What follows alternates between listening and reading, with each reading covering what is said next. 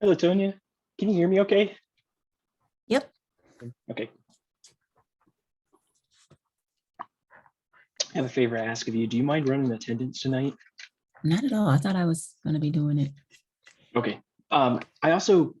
Max asked me to make sure I start and stop the Zoom recording when we go on break. I've got a big note right here to try to remind me, but will you? Okay. Thank you. Yeah, I'll try. Thank We'll you. get it done.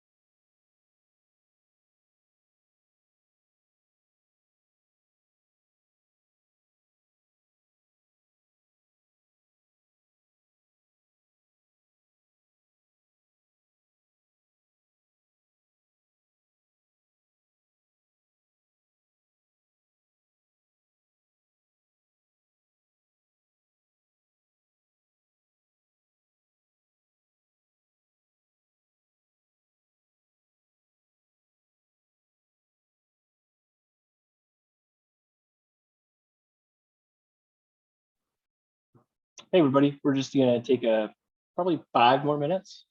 Let people trickle in.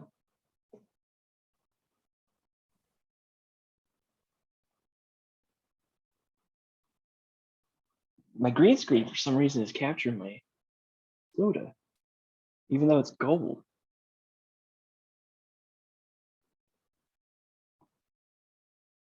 It's not the Pretty angle. strange.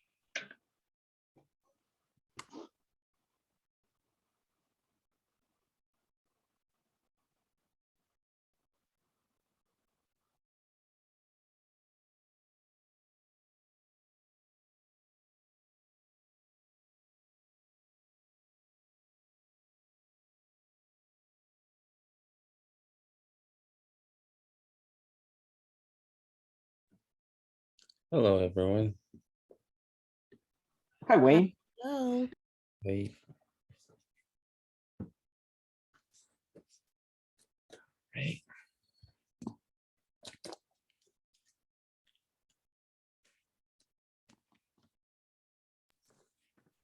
Question, are you sitting in front of like a green screen or is that just a virtual background?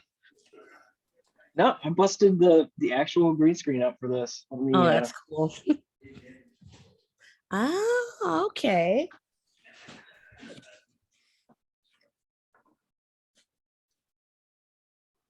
It's a bit impractical to have a green screen, so I never really use it. But I thought, why not? Just bust it out for this one.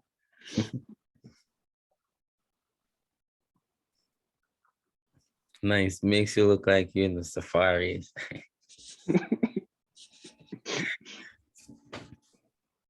Yeah, you would not want to see behind me. I'm actually in the garage today, so all of my junk and rags and parts and all that is right behind me.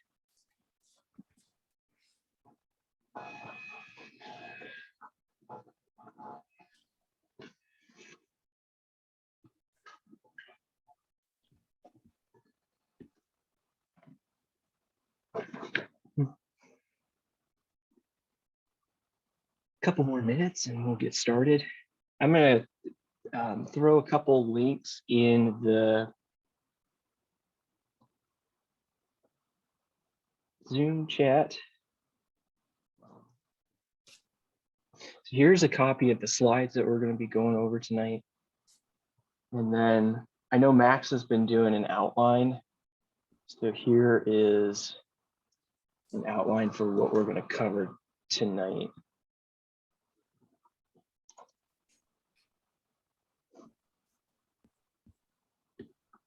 Just give ourselves a couple of minutes.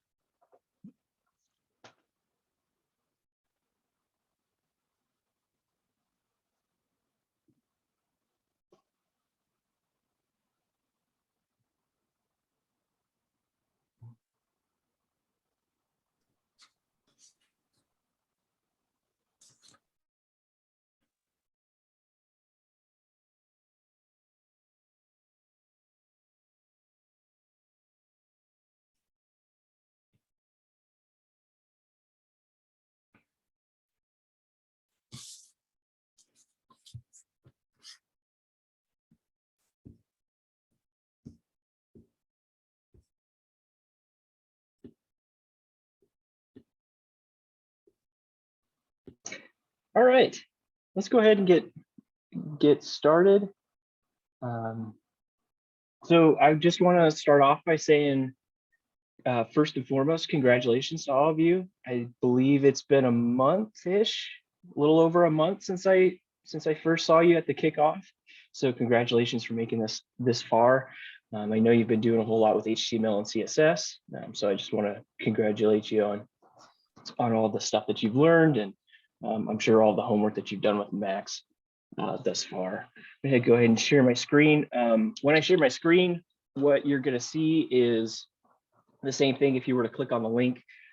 So you could follow along either by watching the screen, or you can also follow along with the slides on your own, whichever is more convenient to you.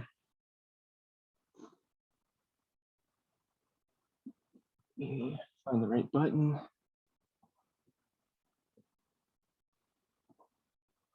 Can everybody see my screen? Okay. Yes. Okay, great. Week 6, DevOps. Before we get into any of the slides, does anybody know anything about DevOps? Has anybody heard of the term DevOps before? Heard of it, just not like too super familiar with, I mean, I've heard of different, tools, but not really too familiar with how it works. Okay. I did some research and read up on some stuff leading up to today. All right, so this is a weird question, but you ever have your phone, you press is it the model or the frame thing a couple of times and it bring up that developers mode? Uh-huh. Something like that in a sense, like more like hands-on, getting to like advanced options that you wouldn't find in with regular softwares or certain stuff like that. Yeah, I think there's a whole lot that we're going to talk about with DevOps, and when you get into like inspect element and like developer tools in Chrome, that's definitely a tool that DevOps uses quite a bit in order to debug something. So what I'm hoping to do this week is I'm hoping to demystify a little bit of DevOps. And really DevOps, if you go online and take a look at what DevOps is, you're going to see a whole bunch of jargon. Like I don't know of another industry where there's so much overloaded jargon as there is in DevOps. So what I'm going to try to do is I'm going to try to break it down for the class so that we could see how ops really applies to the things that we do. And hopefully you walk away from this week with quite a few new cool tools in your tool bag. So I want to go ahead and just introduce myself. My name is Nathan Evans. I am technically a site reliability engineer, which is a specialization in DevOps. But before I got into DevOps, I was a full stack engineer. So doing a lot of what you guys are doing now, HTML, CSS, JavaScript, all of that. I'm currently working at Datadog. If anybody's heard of Datadog, it's a metrics and analytics company. And I'm also a special snowflake. I'm the one instructor that's not in New York. I live in Helena, Montana. I just happen to have made quite a few friends when I was working at Density and some of the folks in the Syracuse area, and have stuck around because I really love teaching. I really love being a part of the program. But I am completely remote in Helena, Montana. And I'm going to turn it over now to Latonia to introduce herself. Hello. My name is Latonia Matrice. It's usually shortened. Hi, Christy. We met a while back. I am aspiring to be a full stack JavaScript, but I keep getting job leads. So I think I'm like really ready. I was a graduate of cohort 2 with careers in code. And so I was able to sit through Nathan's courses, his sessions, along with the other folks, and like, you're gonna love it. I'm an apprentice right now. I applied to a program where they look for folks who they consider like underdogs, like you really have the drive, the potential to be really good at coding, and they just give you a full living stipend so that you can focus on studying full time. And they also pair program you. It's rigorous pair programming throughout the week. So that's pretty cool. And then I put on here, I'm a Blue Ridge Labs finalist. It's an incubator program where you basically are a part of a team. You have a program manager, a designer, engineer, and then an expert, and you all develop something like an app. One thing they did one year was to develop an app that allowed people who had SNAP benefits or food benefits to access their accounts and see like their balance and like do calculations and stuff like that. So it's pretty cool. Other than that, I just kind of put like my contact information. Feel free to reach out at any time. Are you all in capstone mode, or have you kind of, sort of? It's kind of still, just started with our ideas and things. Good. That's a good place to be in. I remember when we had ours and I was just really nervous. I couldn't really think of what I wanted to do, if I was ever going to get it done. And I just want to tell you, you can do it. Just take your time. What I did for me is they set overall milestones for you to meet. What I did was I just kind of looked at my project and I would break it down by each week. And I would just kind of be like, I really need to get through this content this week. And then like the support network was just insane. So I was able to actually get everything done. So I would just encourage you to have fun with it. When I started this program, I didn't think I'd finish. And now I'm sitting here with all of these like opportunities. So if I could get this far, I'm sure you all can too. All right. So that's it for me. Thank you, Any Latonia. questions? I'll try not to be chipper because you all don't look happy. This is good stuff. Yeah, because you Smile. mentioned capstone, so we ain't happy.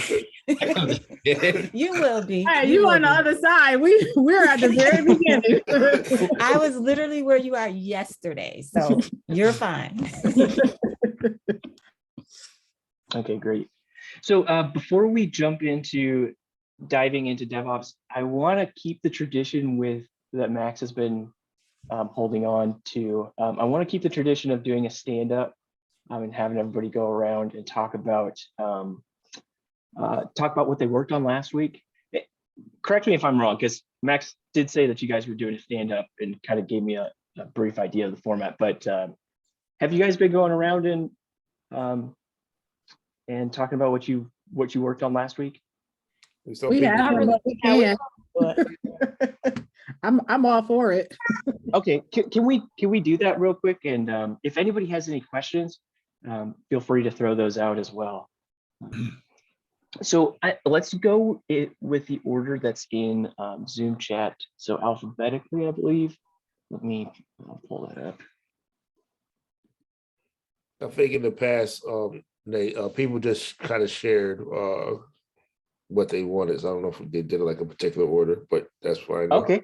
All right. Well, if people want to volunteer, by all means, if the floor is yours. Larry, do you want to go first? I didn't, but one of the things that I learned last week is it's kind of hard to get access to some of the company's APIs. You would figure it would be online somewhere, but I guess some of them are trying to hold on to them for dear life. To their proprietary nature. I mean, but for stuff that's still available for the public, like you go in the store, you can tell what aisle something is in. So like something like that shouldn't be so tightly guarded, but evidently they do. mm-hmm. Same here. I discovered the same thing. Yeah. Yeah. I just want to, on the API note, I just want to throw out that, you know, a lot of times you don't just find an unguarded API. And by unguarded, I mean an API that doesn't require you to log in or send any kind of authorization tokens. You don't tend to find those unguarded APIs just because nobody wants to expose an API and not have records of who's accessing it. So it may be that you kind of have to jump through a couple hurdles in order to get the credentials needed in order to access the API. I mean, that's one idea. There could also just be a complete lack of APIs that you're trying to find. Thank you. Mm-hmm. But I will throw out there, if you really are looking for a specific kind of niche API or something, definitely let me know and I'll throw in and try to help find it. I am, so I will. Thank you. Yes, Can I please. add another note to that? Yes, please. I just remember Dana saying that she reached out to like Central or something when she found out they were doing exactly what she was trying to do.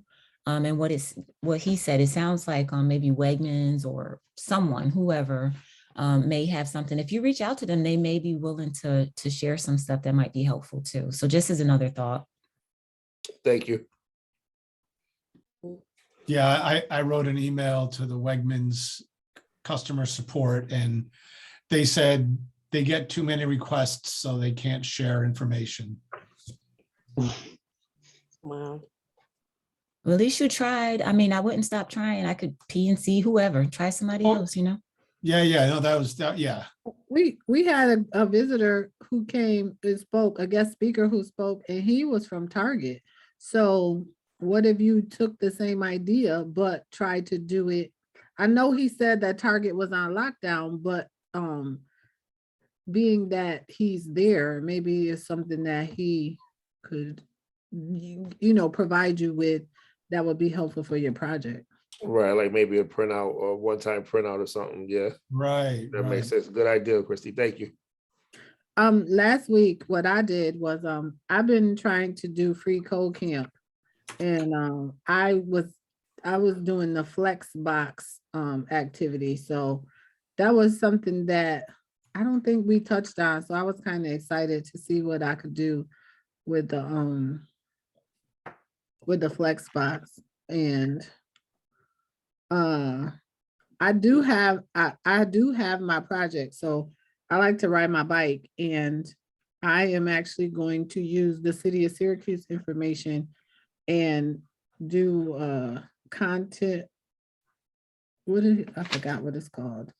I wrote it down, but what I'm going to be doing. But then Max started talking about other stuff, and then I'm like, wait. So now I feel like I have more than one idea that I would like to Explain. content management interface. So that's what was the suggested thing when I was talking about what I wanted to do. So I I found out a lot of stuff about that last week. So that was my plus the flex box. And I want to try to do the certification, but I don't know that as soon as I opened it up, I was like, oh my God, so I closed back out of it. So I'll try again in a couple days. Cool. Having multiple ideas for your capstone, it's great. I tend to be the other end. I struggle to come up with ideas. So Oh yeah, I'm right there. Yeah. Right there. Yep.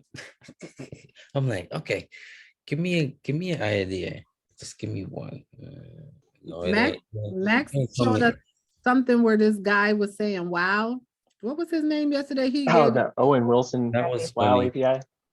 right. So I would like to, I was thinking, I would love to do that with Sheldon. I don't know, I can't remember Sheldon's real name, but on Big Bang Theory, because Sheldon says Bazinga. So I was like, and I like that. I like to say Bazinga. So I was like, I would love to do that and use Sheldon saying Bazinga in the same way, but I don't know. That just seems like it's a lot. So Who else wants to share what they learned last week, what they're working on from last week? I'm currently working on my project as well too. Well, I have my idea of what I'm actually going to do. Just trying to reach out, find ways to reach out to local businesses. So with my idea, I want to do I want to highlight Black businesses in the Syracuse region. Just as a way for, I've seen it done on like a larger scale of Black businesses like all over. I actually use this site myself. So I thought that it would be a pretty cool idea to do it for like just Syracuse. A lot of times we run into people like on Facebook all the time, like, well, who does balloon arches and who does this and who does that? I thought it would be pretty cool to offer a website or an app where all that information can be there and they don't have to really use Facebook, but everything that they needed and on how to get in touch with like the business owners would be at hand. So. Yeah, that's a great idea. The more you can try to take things off of Facebook, you know, people like having something that's not controlled by, you know, these big giant corporations. So that's a great idea. It's a really good idea. Thank you. I like that idea as well. Thank you. So two Other people in the thoughts? class have had both of my ideas. That's all right. I know, I Right. just think great minds think alike. Like definitely out when you were saying as far as like collabing to Max last week, I was kind of thinking about it too. Like it would be kind of cool to collab with one of my classmates on doing something like that because it's kind of hard. You know, of course, I would still have to use Facebook in a sense. Like I've only been back in the Syracuse area for the past 2 years, not even a full 2 years yet. So trying to get all of those businesses, like who knows who, like, so I know I definitely will have to use like Syracuse as like a resource. Well, yeah, my Facebook friends as a resource to drop like those business names, but you can only go as far as like who you know, but like having someone else that may know other people would have been amazing to do as well. So. if you, Well, I know well, people to do things. So if you, I can at least provide you with some information. If I can help with that. That would be Same here too. That'd be amazing, class. I'm gonna need y'all. Yeah, I'm gonna add y'all on Facebook because I'm gonna need y'all. I need to like drop some suggestions and people. I think, you know, it would be definitely a benefit to the business owners, more revenue for them. So I think that, you know, they would be interested in it as well A too. lot of people are always on Facebook asking something. Who does this? Yeah, This, definitely. all of those questions for everything. So if you want to just do certain things and somebody do something else, I'm willing to collab on that because I think that is excellent because that's something I see every day, like literally. Definitely. And I thought, you know, think about having like different like subcategories, of course, like entertainment, food, clothing boutiques, and just different things. I just thought when I seen it done on a larger scale, I'll actually send you over. I'm gonna send you the link because I think it's just pretty cool how the girl did it herself. And that's what made me think of the idea. I was like, wow, that'd be amazing to do just like in my city, because there's just so much hidden talent and hidden businesses that you really just don't know. Yeah. Okay. I think that is dope. Thanks, guys. Other folks want to share?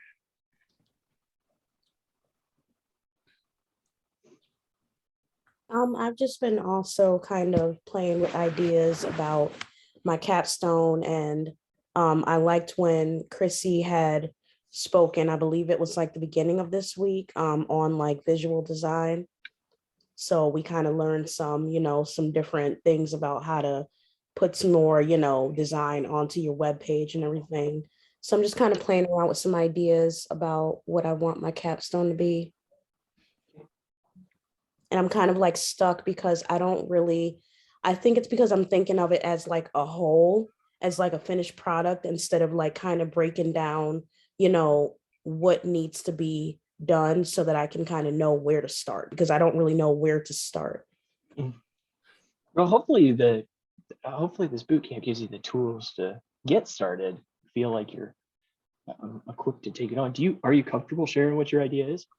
Yeah. So I wanted to do like, one thing I was playing around with was kind of like, and I'm sure that it already exists, but I want to kind of make a web page centered around like mental health resources, mainly like local, but like where a person can kind of do like, location based, like counselors and therapists and things in the area, like suicide awareness. But I also want to kind of have, like some inspiration on the page as well. Whether it's like breathing exercises, inspirational quotes, things like that, because that's something I'm passionate about. I've got like really bad anxiety, you know what I mean, that I'm being treated for. So it's like some days are easier than others. And I know when I first started going through it, that was one big hurdle for me, was just like trying to A, feel comfortable speaking to somebody about it, and B, kind of, finding the resources that are available. Well, I think that sounds like a really content heavy kind of website. So Right. I think you're definitely going to have, especially with HTML and CSS that you're already practicing. I think you're definitely going to have some of the foundation there. And then like a breathing exercise. I don't know if you guys have seen all the ads on all the different websites about like, I know Calm is one of the really popular. Yeah, that's one that I use. But like a breathing exercise, that would be a really cool interactive kind of JavaScript thing once you guys start getting into that section. Correct me if I'm wrong, but you guys haven't yet dabbled in JavaScript yet, right? That's next week. Not too much, yeah. Not really. Okay. We've talked about it, but not really like actually, work with it like that. Okay. Anybody else want to share before we jump into this? I just want to tell Tiffany that I am actually in a yoga teacher training as well. Really? And so yeah, and I am learning to teach breathing exercises and Very nice. social emotional learning and all that kind of stuff, meditation. So Okay. Very cool. Definitely like to link up that. That sounds like a good one. if I can help, let me know. Okay. All right.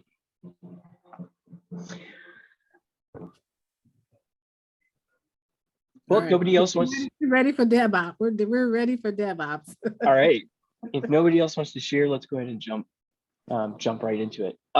Actually, one last thing I want to mention. So the homework, we're not going to have too many homeworks each night. Our goal for the week is really to get some code deployed, some code up on the internet. But the homework for tonight, and any homework that we do have during the week, is going to be on that outline, similar to what Max did. And we will always cover, before we break at the end, we will always cover what the homework is for the evening. Okay, so with that out of the way, let's get started. Let's talk about DevOps a bit. So as the word kind of suggests, DevOps is the marriage of two different disciplines, development and operations. As far as the development side is concerned, you guys have already been doing this. You've been learning how to write HTML and CSS. So you're starting to brush up on your programming skills. The ops side is a little different in that it's not so much focused on the programming necessarily as much as it is around the practices and the infrastructure that we need in order to put our code in front of eventually customers, which is the end goal, right? I mean, we can create all this cool stuff on our MacBooks, but at the end of the day, we need to get it in front of the target audience, whether that's a paying customer or just someone that you're trying to get your website in front of. So ops is kind of focused more on that side of things. It's getting your code and getting it in front of people. And so what DevOps is trying to do is it's trying to bring those two things together. It's trying to make you a well-rounded engineer. It's trying to take the development side and marry it with this ops side. Before I go into some examples of the two, if you go online, you're going to see a whole bunch of different definitions for DevOps. The one that we're going to be working off of is DevOps coming together to make you a more well-rounded engineer. So I've kind of already talked about this. Development, we're kind of focused on building out new features, fixing bugs when they pop up, writing unit tests. Sometimes we'll be, as engineers, we'll be gathering requirements, wireframing, some of those things that you guys have already done this far. Some of the operations tasks, though, that DevOps introduces, cost capacity planning. Does anybody have any idea of what capacity planning might mean? No. Yeah, so go ahead, Doug. I was going to guess that like scaling up an application to be able to support more users or more connections. You're 100% correct.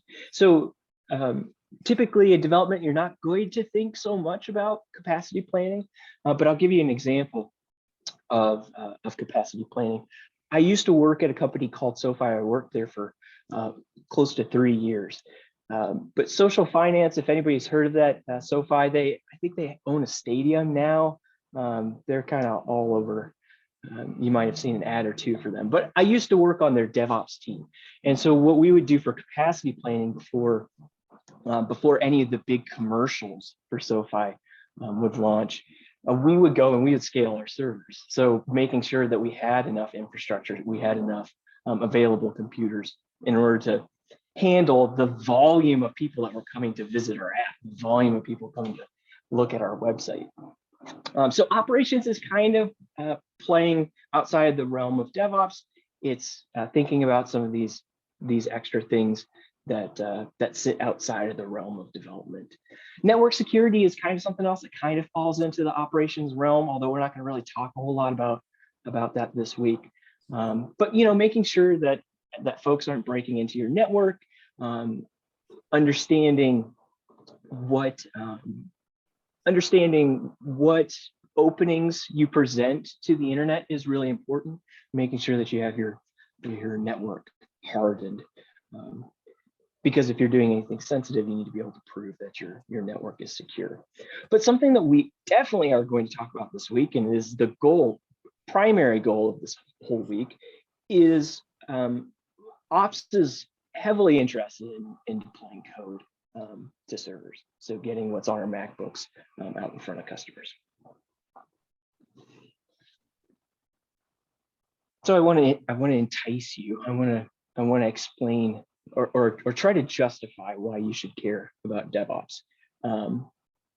I found that if you go and work at a really big company, so when you graduate from this boot camp and you get offers to different companies, if you go and join a really big company, and I'm talking engineering departments like 300 something engineers. To me, that's a big company. Some engineering companies are in the thousands, but if you go and join a big company, you're probably not going to need to know a whole lot about ops. There's probably going to be a dedicated department. There's probably going to be a dedicated staff that will take care of ops for you, and you won't really need to know a whole lot about it. Or if you do need to know something about ops, there's probably going to be tools there already that may be developed in-house, like take, for example, Uber and Slack and some of these other bigger companies. They use tools that you and I have never heard of because they developed them all in-house. So for me to try to spend this week trying to teach you how Uber does their deploys wouldn't make any sense because Uber does their deploys one specific way. So if you go and work for a really big company, they're going to have some specialized tools in-house that's going to probably be different from what you've seen. If you go and work at a startup, so I'm talking like a company that's around 100 people, maybe there's only 10 or 20 engineers. If anybody's familiar with Density, this was kind of the size that they were when I joined. If you go and work at a startup, you need to know quite a bit about operations. You need to know how to deploy your code. You need to know a little bit about security and some of the things we're going to cover this week. Because there's just there's not enough warm human bodies sometimes at a startup to be able to build fancy tooling to handle deploys, to handle scaling, to handle some of these things. If you're going to go into business for yourself at the end of this boot camp, if you're thinking, I really enjoy working on the things I want to work on, I have these really great ideas, or I want to start my own company. If you do that, you definitely need to pay attention this week because you're going to be handling all of operations from network security to scaling to deploys. Okay. So I've kind of already hinted at this, but what we're going to cover first and foremost is how to back up and share our code. And backing up, I promise it doesn't sound too glamorous because maybe you use Time Machine on your Mac, maybe you have an external hard drive, maybe you back up stuff all the time at your house. Maybe that doesn't sound too cool to you. But sit tight, things will get pretty interesting shortly. But we're going to learn how to back up and share our code, and then we're obviously going to deploy our code and get it deployed out on the internet. And then I think a lot of what we're going to talk about is troubleshooting. With DevOps, you kind of need to be able to handle different things that pop up. Maybe a deploy goes bad, maybe a server crashes, maybe some kind of issue arises. So we're going to do quite a bit of troubleshooting, and hopefully as we go through this week, I can present some strategies for how to troubleshoot things as we go along. Questions so far? Whole lot of talking. No. Is the DevOps position like is separate completely from the engineers who are writing the software? Yeah, good question. In most of the organizations I've seen, it is. But if you really enjoy DevOps, you can do what I did, which is start off as a software engineer and transition into that role. Some organizations, they kind of have a hybrid mix where you can be a software developer and also do some of the DevOps work. I'll just say it kind of depends. But most of the time, what I see is you kind of have teams of DevOps folks, and then you have teams of software engineers. And the DevOps folks kind of help to serve the developers. But we're also trying to break down that silo, I guess, a bit to also answer the question. Like we want developers to be well-rounded. We want them to have the knowledge that DevOps folks have. So we're trying to constantly bridge those two groups together. Hopefully that answers your question. Yeah, that makes sense. As a follow-up, is DevOps somewhat akin to like project management? No, no, honestly, don't- DevOps kind of falls a little bit more on the IT realm, if that makes any sense. You know, the IT and the operations side of things. You don't typically see DevOps doing things like driving the roadmap or gathering requirements. Typically, what happens is project management and that whole realm will come up with the requirements, and then things will start to kind of get funneled down to the development teams in DevOps. But I definitely wouldn't think of DevOps as being in charge of the roadmap or managers in any sense. They're definitely equals, Okay. definitely peers. Thank you. Yep. Okay, so let's jump into it. We're going to be talking about Git this week. Has anybody heard of Git or GitHub? Yeah, we've all created, I think, hold on. Yeah, we have all created an account on there. Have we? Okay, I don't Okay, remember great. how to get back into it though, Wayne. Like I was trying yesterday, I believe. Like I remember when he sent us our URLs to see if we could access it, but I don't know So- how to get back into it. we will get all that sorted out. Okay. What I want to do though is I want to quickly divorce terms here. So it's very tempting to take GitHub and Git and combine them. And they are two separate things. Although they're used so often in tandem that it can get a little confusing. But Git itself is a very specific thing. Git is a tool that is installed on everyone's computer. It's a computer program that everybody has on their Mac right now. And just to show that, I've got my terminal right here. I'll blow this up a little bit. But if I go into the terminal and I type Git and hit enter, it spits out a whole bunch of stuff. But Git is a program, just like ls. Are you guys familiar with the command ls and cd and all that? So just like cd and ls and those other commands you've seen used in the terminal, Git is also a command that you have access to. So Git is the program that lives on your computer. It's the tool that you use on your computer. And what Git lets you do is it lets you store and back up your code. It does a lot more than that, but at a very high level, it lets you back up and save changes that you've made to your code. And more importantly, here in a bit, we'll see that it allows us to view the changes and work with others on it. But just to be clear in our terminology, Git is different than GitHub or GitLab or Bitbucket or any of those other things.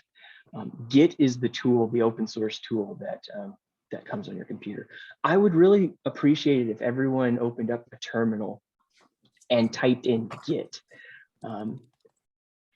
If you type in Git and hit enter, you should see something like this. If you don't, you may have a Xcode and Apple Xcode deal that you have to. I don't remember how to open up the terminal. So you have a number of ways on Mac, but the easiest one is to hit Command and Spacebar to get that spotlight, and then you can type in terminal. Mine says the Git command requires the command line developer tools. Would you like to That's install the tools? Yep. now? That's what it said for mine too. perfect. I'm glad that I asked. Yep, me too. Hit yes, hit OK. Whatever is popping up, say Oh, this is saying 105. Hopefully you go down 73 hours. oh yeah. Xcode is Oh, yeah, 92 hours. What's wrong with you? Well, can you bring me that bottle of soda, please? Out the fridge. Yeah, mine The said over cola. 200 hours. Yeah, I think it's going down. It's Oh, yeah, now it's 9 minutes. It went to Okay. 9 minutes. okay, great. So we don't need it right away, but I just wanted to make sure that we have that installed. Okay. So when that finishes, we'll come back to that here in a bit. But all right. I think I've beat a dead horse here. Git is not GitHub. Git is not GitLab. They are separate things. Git is a program that lives on your computer. Hopefully by the end of the week, we will get to come back and use Git in the terminal. I'm really excited about that. All right. Here is the website. If you were to go and download Git, let's say if you were using Windows or Linux and Git didn't come pre-installed as part of Xcode, you could go to this website, git-sem. Git, again, is a program that can be downloaded just like any other open source, freely available program. So that is Git, the program. I'm assuming folks here are pretty familiar with Dropbox, OneDrive, Google Drive, but if I haven't hammered this analogy in totally, think of these programs where you would back up like your documents, your videos, your photos, movies, that sort of thing. Think of that. That's for normal people. This is backup for programmers, for you guys. So GitHub, Bitbucket, GitLab. There's lots of options, just like there's lots of options for backing up your files. There's lots of options for us as programmers for where we store our code. I'll say that the popularity contest has definitely swung GitHub's direction. My wife works at GitLab though, so I've always got to talk about GitLab in a positive light. Nobody likes Bitbucket, and hopefully you don't have to use it either. I did have to work at a company that used Bitbucket, and it wasn't too awesome. But we are definitely going to talk about using GitHub. And really, GitHub is just a place for you to push up your code to. So you use the tool Git on your computer to push your code to one of these websites, and we're going to be using GitHub for this. So what is GitHub? I know a couple people have already been on there. There's that student resources pack, that special URL that Jesse or Max gave everybody. We'll visit that URL again here in a bit. So I know people have a passing acquaintance with GitHub, but I'm just going to go visit GitHub really quick and just quickly show some of the things that you may have never seen. So is everyone familiar with VS Code? Is that the terminal or the editor, text editor that you're using? Yes. Yeah. Yes. So what if you wanted to go and see the source code for VS Code? Well, you could go to the GitHub project for VS Code. So all the source code for VS Code is here. This search bar up here allows you to go and visit all kinds of different stuff. So if you want to go and visit a project, you just type it up here in this bar. But here's the source code for the text editor that you've been using. Something really handy that I want to point out, if you ever have a problem with a piece of software and you know that it's hosted on GitHub, meaning that you've gone to GitHub and you've searched, so search for VS Code or whatever software it is that you're using. If there's an issue that you've run into or a problem, you can go to the GitHub page for it and you can look at the issues. One really common thing that I know with VS Code is that it's kind of slow. So maybe I was interested in looking at issues on VS Code related to slowness. You could come in here, search for slow, and you would see all of these people reporting these issues. So you can use GitHub to go and try to find solutions for problems. So this person is saying that sometimes their code will become what it was before. I have a question. Uh-huh. So you're on GitHub and you basically said that you can, how did you get to VS Code? Like you were typing in something where you said you can find your own. I can search for my code within GitHub. Is that what you just? Yeah, you can get to your own code, and we'll get to that in a minute. Right now, all I'm showing right now is exploring other projects on GitHub. not necessarily ours, although we're going to get to that next.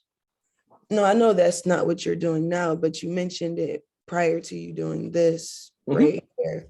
And then I was gonna get to this part too. So you typed in, so what do you mean? Like if I'm having an issue with anything, like if I don't want to, if I can't search it within VS Code, or would we be Sorry. using VS Code within this program, or like No. why would I be doing this on GitHub? Right. Good question. So if you're using a piece of software and it happens to be hosted on GitHub, and you were to have some sort of issue with it, you could come to GitHub and look to see if anybody else is having a similar issue. So this is a pretty specific example where VS Code is hosted on GitHub, and VS Code has their issues on GitHub. So you could come here and potentially look to see if somebody else has a similar issue to what you're experiencing with VS Code. And when I say an issue with VS Code, I'm talking an issue with the text editor itself, like something in VS Code is hanging, or there's an actual bug with the VS Code editor. So that's just one kind of specific example of what you could do with VS Code. You can also go and just explore using the Explore tab here. It will show you the most recent trending repos or projects on GitHub rather. So if you're interested in looking at other people's code, you can go onto GitHub and explore around. It's kind of hard to get to, but you would click on the Explore and then click on Trending. And this just shows you some of the latest projects that are currently being worked on GitHub. So if you're interested in looking at some JavaScript code, you could go to this repo here and take a look. But think of GitHub as a big social website that people are just working on a bunch of code together. Okay. We're going to use it to put our code up here on GitHub and share it with other people. But I just wanted to quickly look at, this is how you would navigate around GitHub and look at what other people are doing.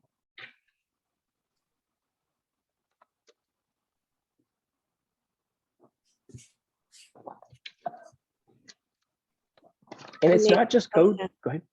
I'm sorry, just out of curiosity, it's probably not pertaining to what we're talking about, but what are these stars for? You see on the right-hand side? Oh, it's a vanity metric. Total Okay. vanity metric. Okay. You're a cool person if you got lots of stars. So if you like something, be sure to star it. The other thing that the stars serve, sorry, I'm being cynical. It's not complete vanity metric, but if you star something, it will also save it to your list of repos or projects that you follow. So if you really like something, give it a star, and in effect, you'll be bookmarking it or keeping tabs on it. Good question. Go ahead. Are repos repositories you're abbreviating? Yes. I have a slide for terminology, and I apologize. I've been using this terminology for so long that I just kind of gloss over it. But yes, repos, repositories, they're the same thing. When I click on one of these different links, so let's click on the papers we love.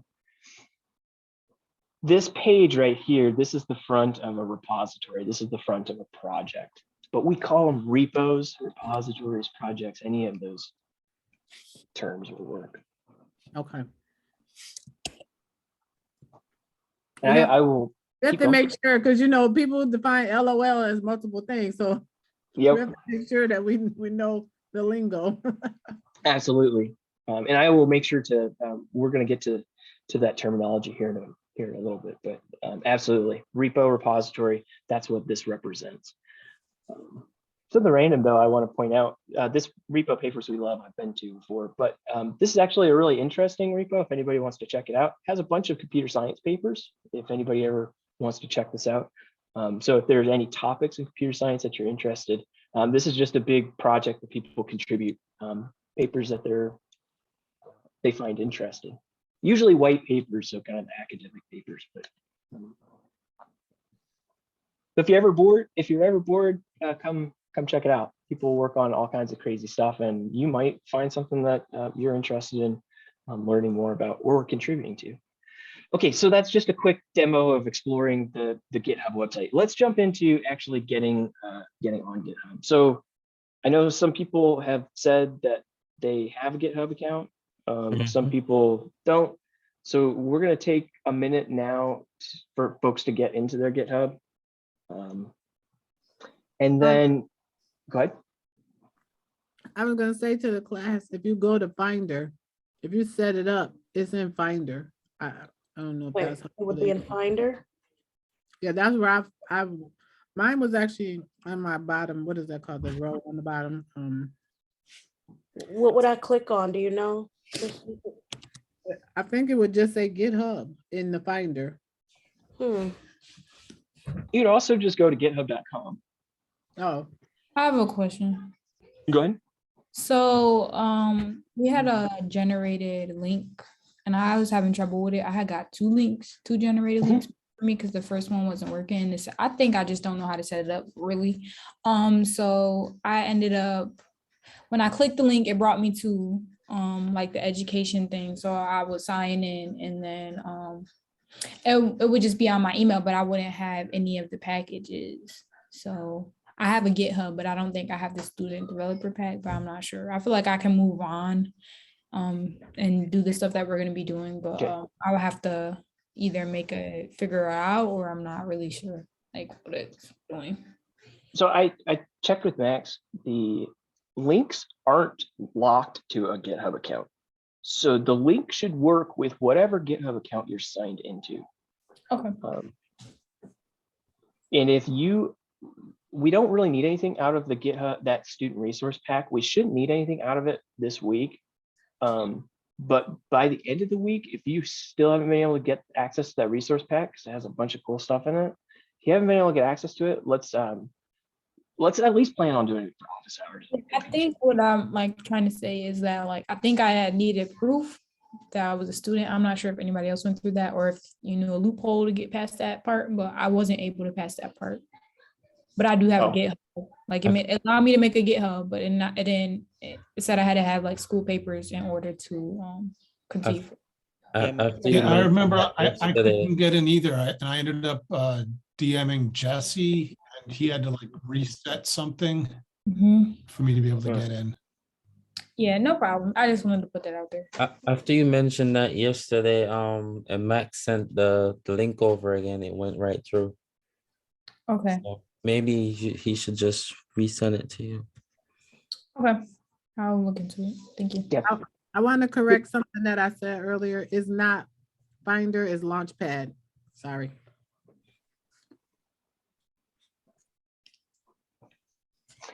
So I have, go ahead.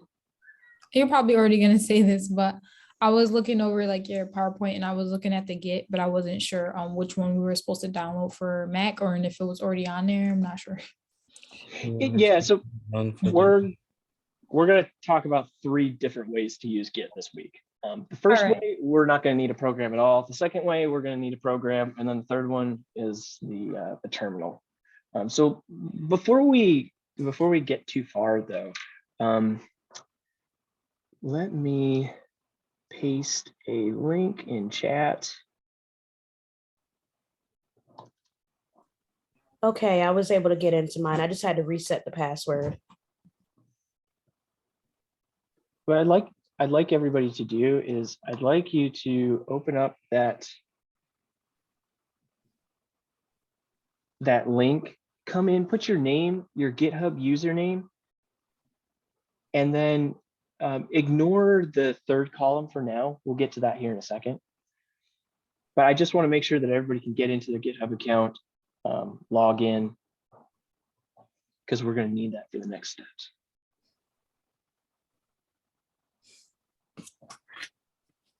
Log in. Boom. GitHub. Boom. Nope, not messing with that part. What's this? Do we just click the link in that spreadsheet to open GitHub? Because it's not opening anything for me.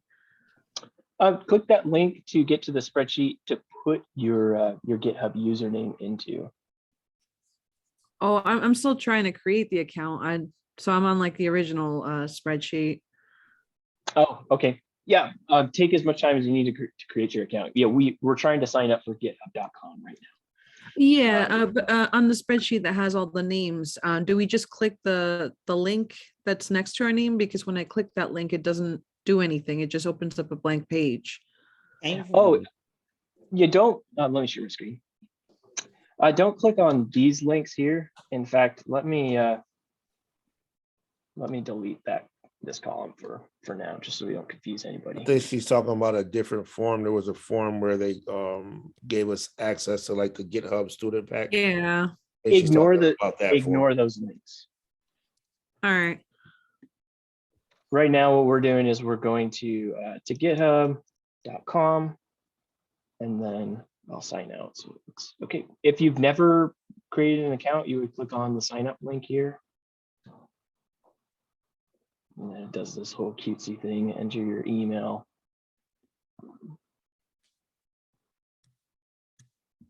So if you don't have an account, please create one.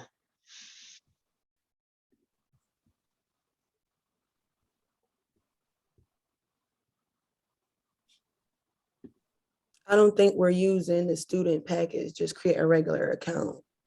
Please just create a regular account. Yep. The regular account, you don't have to be a student. You don't have to sign up as a student. I think that was the issue that Nicole was having too.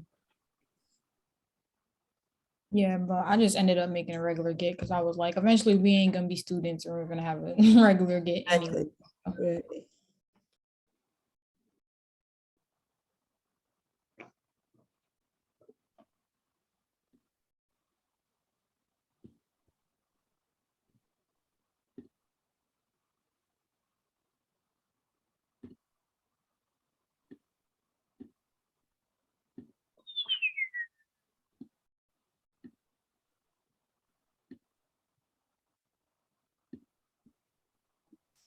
Maybe we could do a poll to see where everybody's at. Well, we've got eight folks on the spreadsheet. We've got 15 people participating.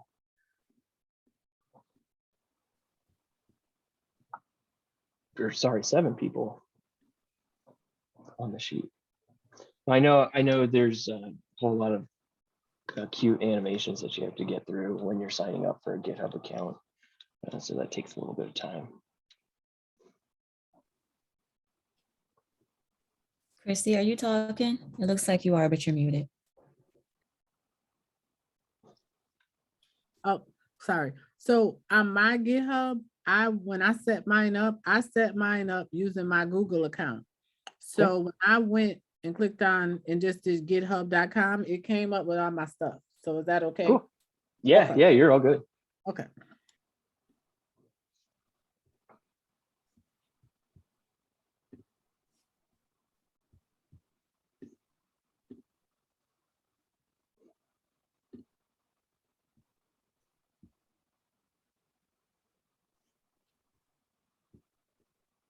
Do you know if eventually I'll be able to change my name or probably not? Not that I know of on GitHub. It looks like we've still got a couple more people that are making accounts. So if you want to quickly make another GitHub account, by all means. Oh, no, that's fine. I was just wondering that, but thank you.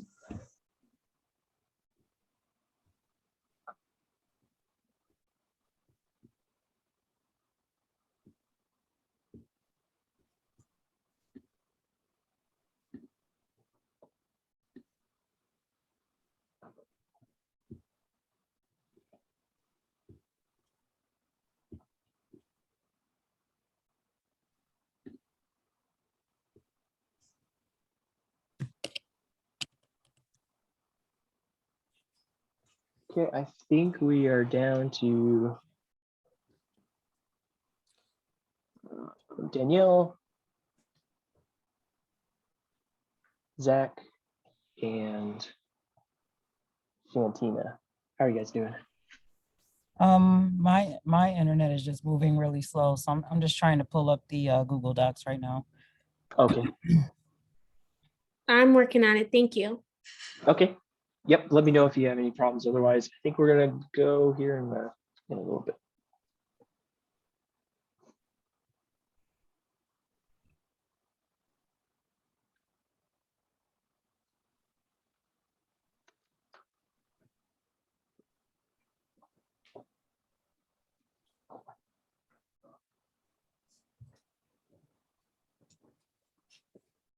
Quick question.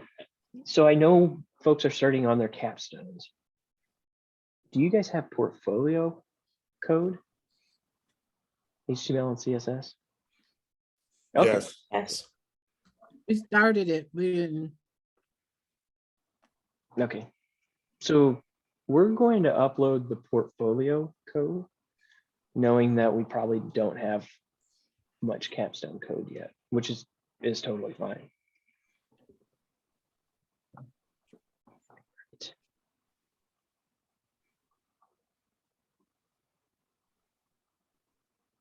Anybody having problems finding their username?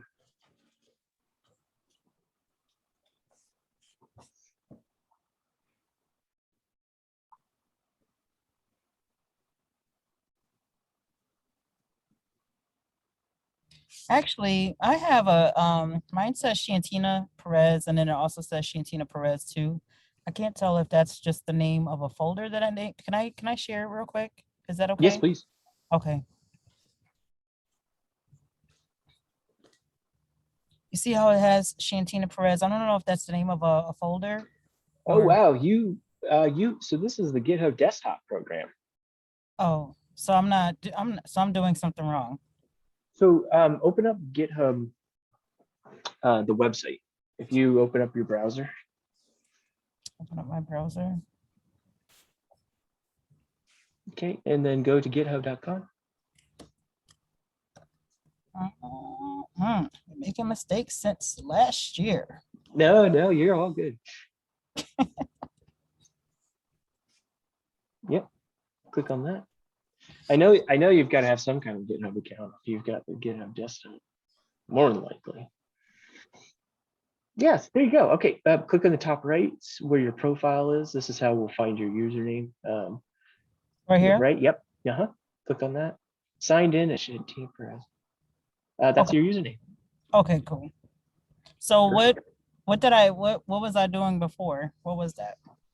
So you have GitHub desktop. If you go back to your doc and switch over to GitHub desktop, why did you install GitHub desktop? No, I don't know. I did this last year and I could have just been, I don't know. My mind could have been somewhere else. Okay. Yeah, I can't remember if we used GitHub desktop last year. Okay. So what should I, if I reinstall something, what should I be looking for? Well, I don't think we're going to use GitHub desktop this year. I think we're going to use Sourcetree, which is the other Git client. Okay. So you probably won't need to use GitHub desktop. You could probably just close it or uninstall it if you don't plan on using it. All right, and then I'll just go back in and do the other. Okay, thank you. You're very welcome. Tiffany, Stephanie, Zach, are you guys got your GitHub account? Yeah, I entered it. Let me re-enter it, I guess. Okay. It's deleted. Oh, hit the enter button in spreadsheets. You might be editing it, but yeah, there we go. Cool. All right, let me go back to share my screen.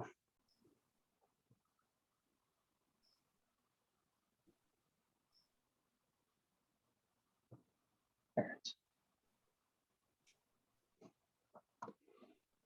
So you could follow along with me, or you could do this on your own using the slides. But what we're going to do is we're going to create a new repository on GitHub. And we kind of already alluded to what a repository is, but think of a repository as just a logical storage space, as a project, as a workspace for your code. So We're going to create a new repository for your portfolio website.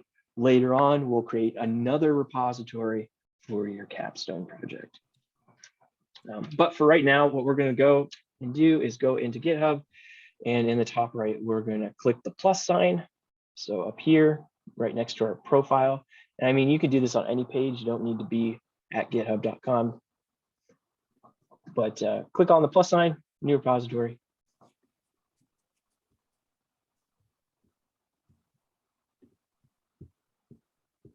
Just wait a second for everybody to get here.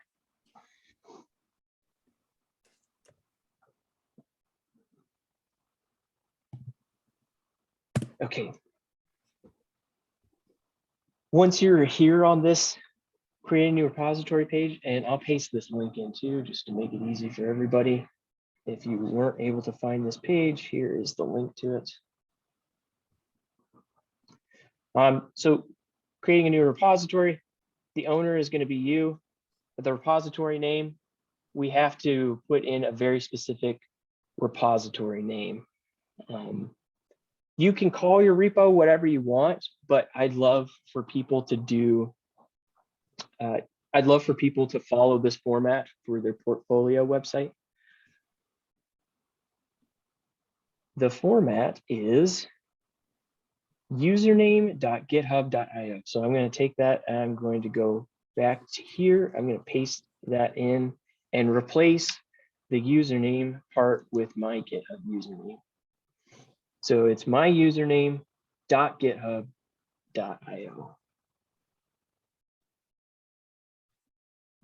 Now, when you come back and you create your capstone repo, you can call this whatever you want. But for this exercise, for this class, we're going to create our first repo by calling it our GitHub username.github.io. GitHub. Nate, is that pretty standard? I'm sorry. Is that pretty standard for your first one to be your GitHub IO? It's so this has to do with deploying later for GitHub Pages. Mhm. GitHub Pages, recall that GitHub Pages requires your repo for your personal GitHub page website. It requires it to be your username.github.io. That's a requirement. So that's how you get that extension for like their portfolio Exactly. page. It'll have their name, GitHub, and then Exactly. Okay, wonderful. Exactly. And if you go and look in the docs, they tell you to do this exactly. Now you can get around it. You can create a repo, call it whatever you want, and then you can link that repo later using DNS records and Namecheap, which I'm sure you remember all that Namecheap DNS stuff. But for this, we're going to go the real simple route and just do our username.github.io. All right. In the description box, this is whatever you want. So I'm going to say this is my portfolio website. If I can tell you.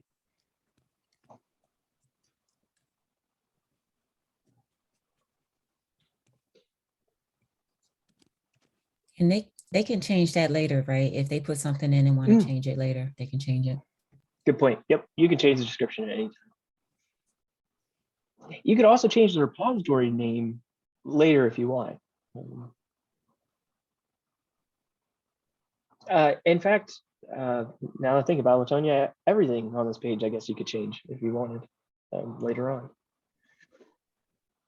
on. So we're going to leave this public, which means that anybody can see our code. Anybody can see our repository. Now, it doesn't mean that anybody can upload code. You're still in control of this repo. It's still yours, but everyone can see the contents of it. And then we're going to check the box, add a README file.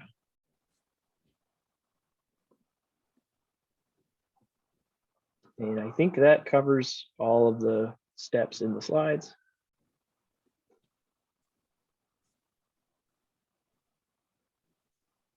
And then we're going to click Create Repository.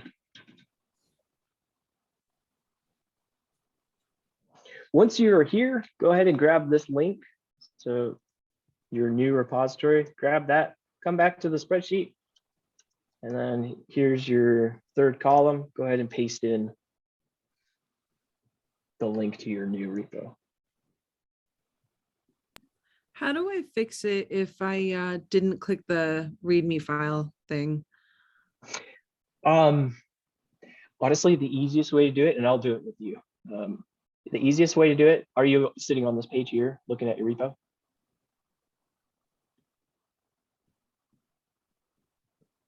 Sorry, I muted myself. Yes, I see it. Okay, click on settings, Okay. go all the way to the very, very bottom. Click delete this repository. Gotcha. And then let's just go ahead and blow this away.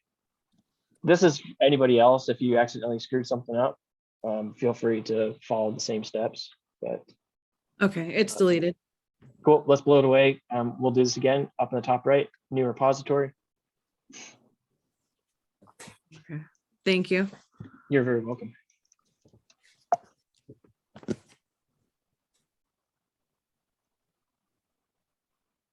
We're going to keep it public. Check the add a README file box and click create repository.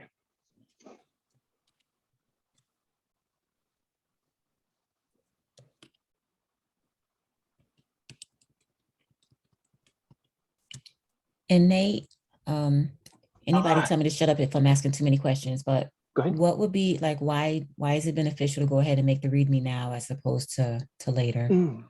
Good question. And this is going to be one of those things that probably won't make sense until you play with Git a little bit more.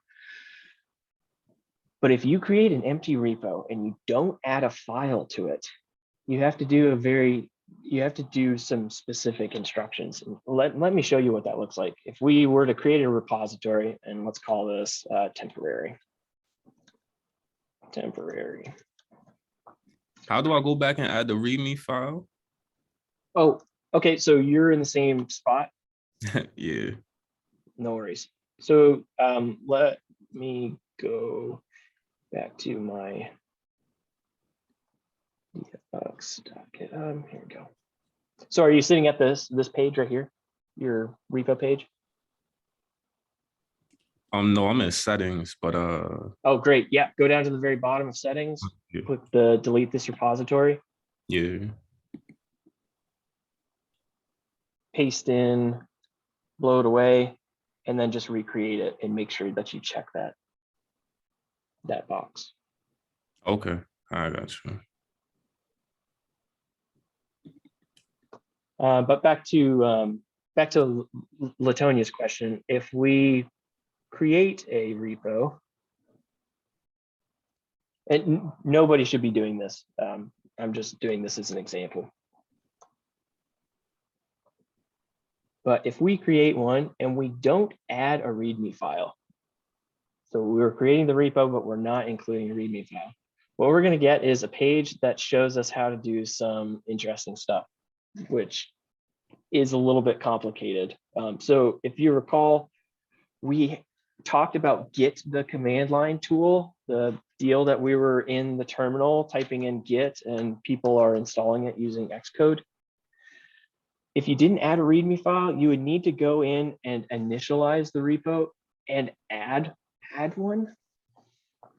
And it's a little bit complicated. We can cover how to do that later if folks are interested, but by checking the box, it's going to automatically create this one file for you, just going to make things easier. It's going to have a starting point for you. Strange, the link to the spreadsheet is here. Let me copy and paste that. It's Strong J, Nick.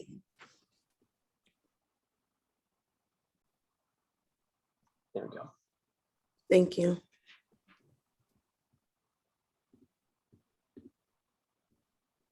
Okay. So just looking through these links, it looks like we're missing a Scotia Bain. It looks like we're missing a C in the repo name. Okay, I'll fix it. So I'll go basically back, delete it, and then remake a new one. Okay, okay, great. And then the same thing, Tiffany, it looks like your username has an 8 in the creation. We want it to be the same in the repo name. Does that make sense?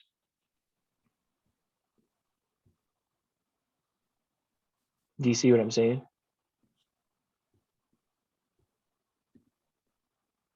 Oh, because So- I was muted the whole time. Oh my God. So Are you talking? okay, so I've got to fix that because my username, it's supposed to have an 8 in it. Okay. It needs to be exact here. So your username Okay. needs to be repeated, or it needs to be the first part. Okay. All right, I'll fix that. So I've got to delete it and do it again. Yes, please. So Okay. click on the settings tab. It should show up right here. It's not showing up on mine because I'm on yours, but yeah, there should be a settings tab here. You can scroll to the very bottom, delete it, and recreate. Okay. Larry, I think do you see the issue with yours?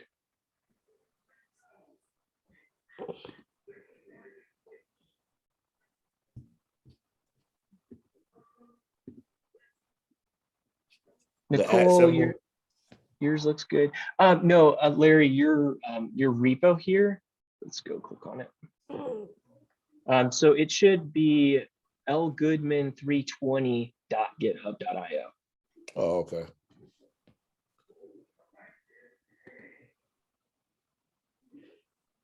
So we want it to be our username.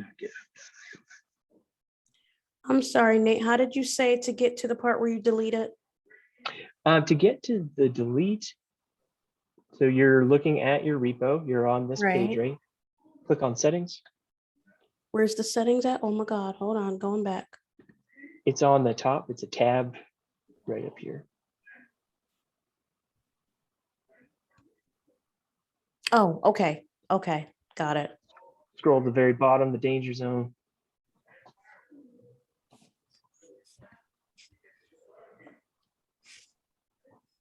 Wayne, yours looks great. Doug, yours looks great. Christy, yours looks great. Okay. Kaz, yours looks great too. Stephanie, yours looks great. Zach, yours looks great.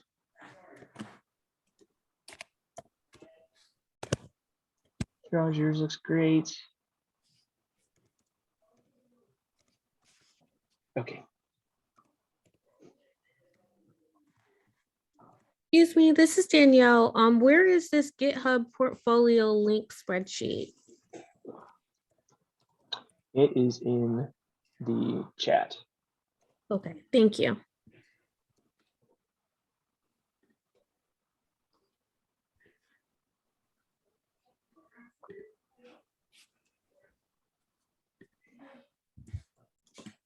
Danielle, were you able to create a repo?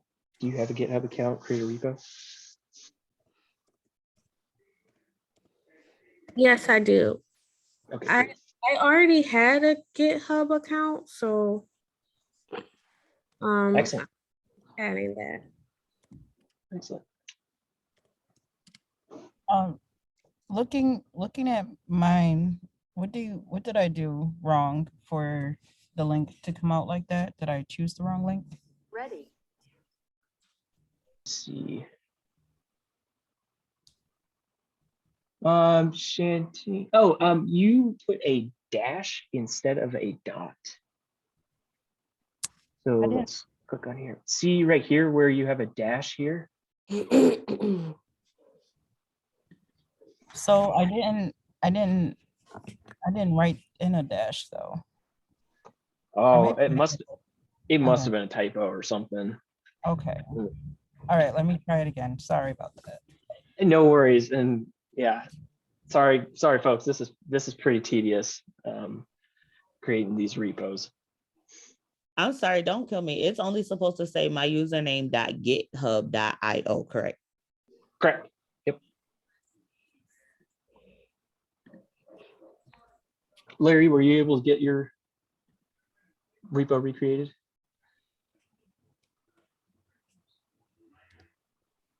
Yes, thank you. Excellent. Oh yeah, that looks great. Yeah, I like unique creation. That's a Okay, Nate, I think I did it right. Oh, and I just have to fix this part because that was.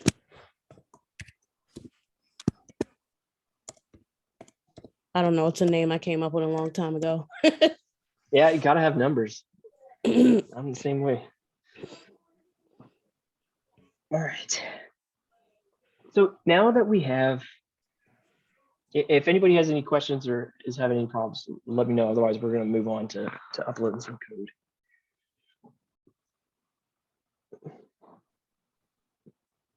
Okay. So now we're going to upload some code to our repo, and we're going to, over the course of this week, we're going to do it in a couple of different ways. But the most simplest and the easiest way to get code into our repo is, drum roll, go into your repo right here, this page right here. And then in Finder, let me move this up. In Finder, going to wherever your code is, your index.html, your styles.css, wherever that folder is. For me, I keep my stuff in a folder called Workspace.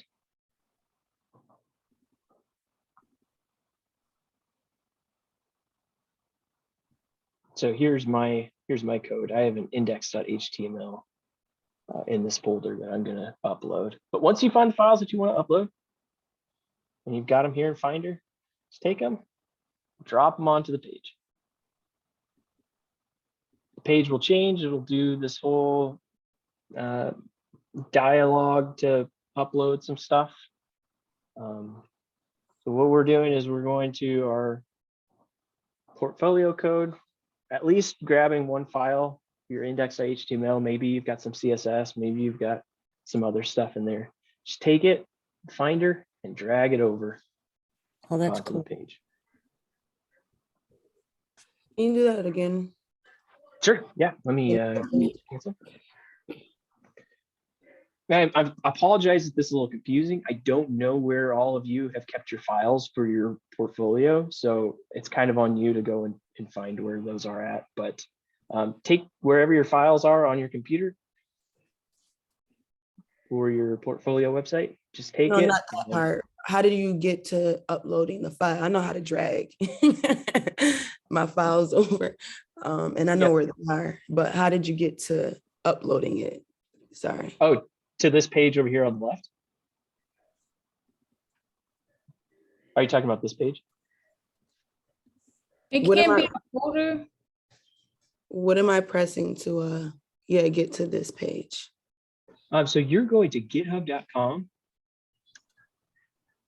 I'm signed in, and I'm You're signed in? Yep, I'm on the page where it says this is my portfolio website.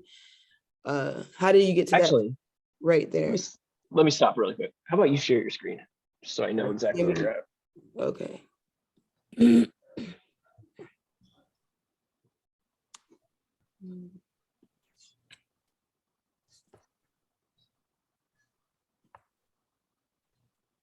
Upload code to repo in open folder. Okay. So here's your repo. Great. So kind of shrink the window just a little bit so we can, so we can see this, and we can see, oh, I think you shared just the browser window. Yeah, I had two screens up, so hold on 1 second.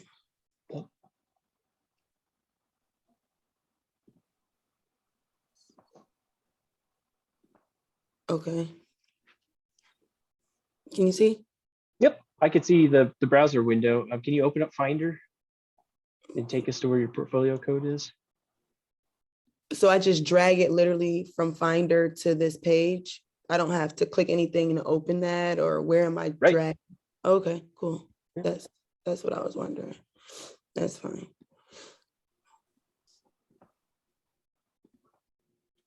I have a question. So I can't drag my whole folder. It just has to be the individual HTML file? Good question. Do not drag the whole folder. Grab the files themselves, so the index.html and the CSS, if you have it. Okay. Let me go back to sharing my screen. I gotta fix the same thing too then. Because when I did that, it says this folder is empty, which it wasn't. So I knew then that I had to add them individually. Yes, this is going to act as a folder. This repo is going to act as a folder. So all we're doing is grabbing the contents of our folder and dragging it in there. Once you've dragged in a file, you should get presented with a screen that looks kind of like this. If you want to add more files, you can do so. But down here, we're going to create our very first commit. So you see where it says commit changes. Mm-hmm. And you can choose to not put in a message, but we're going to write our first commit message. And we're just going to say uploading our portfolio code. Now, this is a message just for you to remember what changes, what you did when you were uploading this code. So what you put in this box for your message is completely up to you. But a good idea for a message is just briefly describe what it is that you did. So uploading a portfolio code, you could also say, we're importing our first portfolio files. Nate, for my portfolio website, I have a folder of images as well. And in my HTML, it says go into the image folders and then get a particular image. So you said don't load the folder, take it out of the folder and upload it, or if you have folders that are siblings, so let me show you what I mean by that. So you're saying you have something that looks kind of like this, where you have an index.html and then you have images. Yeah, grab everything here and drag it in. If you have folders that are siblings to your index.html, if you have other folders in here, yeah, feel free to drag them in. All right, thank you. But what we don't want to do is we don't want to take the folder that contains the index.html and drag it on here. Okay. I have a quick question. Sure. So just because I'm trying to be organized as possible, when we put these files in there, will we be able to put it into a folder, or is that what the repository is? The repository is a folder, and we'll see that here in a minute. Yep. Thank you.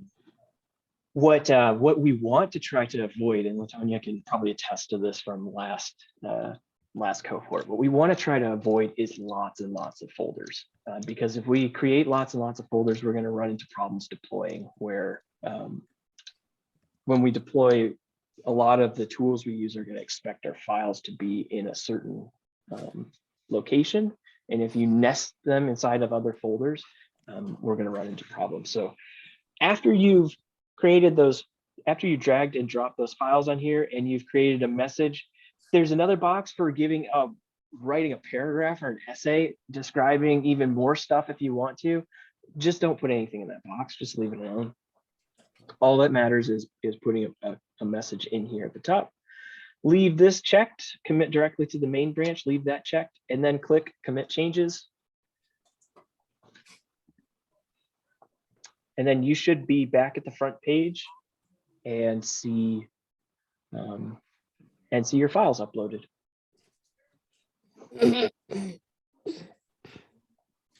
And with that, I think it's time for break. If anybody has any problems or has had any problems uploading your files to GitHub, feel free to stick around. Otherwise, we'll see you back in, are we doing 20 minutes? We'll see you back at 7:20. Did you want us to check both boxes you said, or just leave one checked and the other one unchecked? Is that what you said? Let me go back. So you're talking about when you get to this page, yeah, just leave this top checkbox. Don't do the whole branch thing down here. Just leave the top checkbox. All right, cool. I have a question. Yeah. Really quick. Under under my description, after I put everything in, it has like a 0ED891F code. Do What's you want that to code? share your screen? Oh, it's not like a big deal, but I will share it real quick. I was just talking about this code. Oh, this. Oh, yep. We will talk about that after break. Good catch though. That is important in what we will talk about next. Okay. Thanks. And if I did drag in the containing folder, is it sufficient just to hit the X next to each file name to get Yeah. rid of them all? Okay. Yep. If you've already committed, if you've hit that commit changes, then we need to do something. But if you caught it before you hit that commit changes, kudos. Thank you for doing that. Yeah. X those out and then just add the index.html and any neighboring folders. Thank you. You're welcome. All right. I will be back.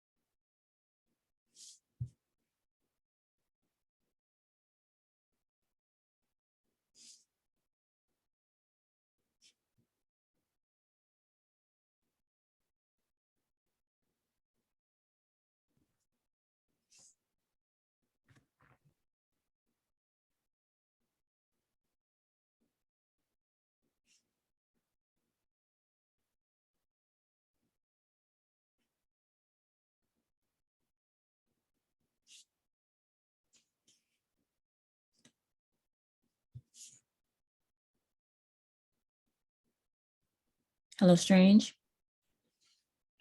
Hmm? Strange Mayweather, can you hear me? Yes, my name is Strange. Oh, I'm sorry, honey. It's all right. Strange, yeah. What you want to do is drag over everything you need. So if you have the HTML, you have CSS that it's working with, you do want to drag them both over. But do I add my pictures and everything too? Yeah, if it's what you need for your site to work, you want to drag it over.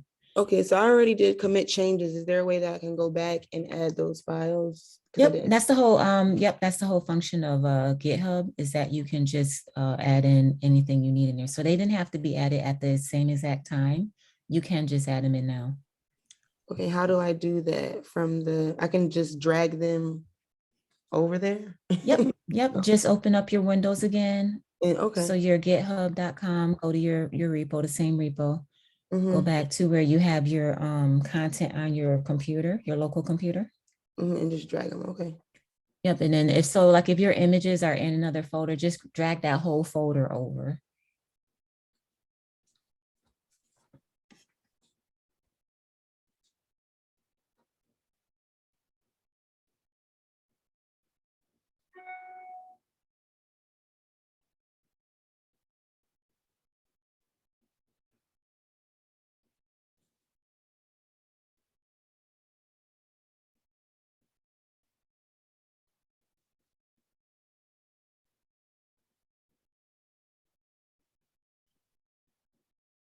Hey, Latonya, you said you had a specialization in Python.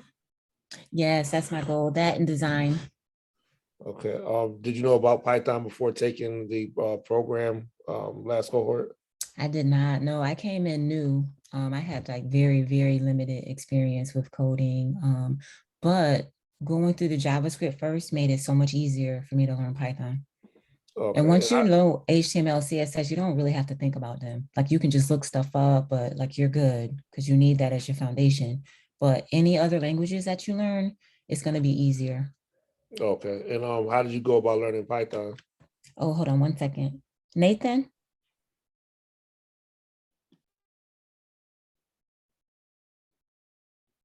Check your chat, Nate. I went to another boot camp. Okay. I sure did. So I went to a Python boot camp and then I was like, oh, I found this program where they have mentors just for coding. So I got a mentor who would help me with JavaScript and Python, but it wasn't integrated. So now that I'm at Project Underdog, I have one mentor who just works on Python integrations into my JavaScript stuff. So that's nice. And then my other ones, we do the rigorous pair programming. And then I have another mentor that I'm really interested in DevOps. Like I love it. I just love it. And Nate knows, like Nate's helped me deploy stuff. But she's teaching me how to containerize.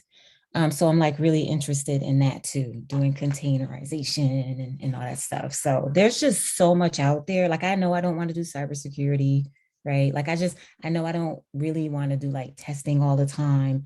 But as far as like the other stuff, like I really know that I like it. And so I'm just kind of digging in to get better at it. So Nice. Containerization. I was going to try to teach Docker last cohort. you were. I You was, can teach but it. Can you do it this time? I just got Docker on my computer. She just like walked me through the stuff. That stuff is fascinating to me. that stuff is real hardcore DevOps stuff.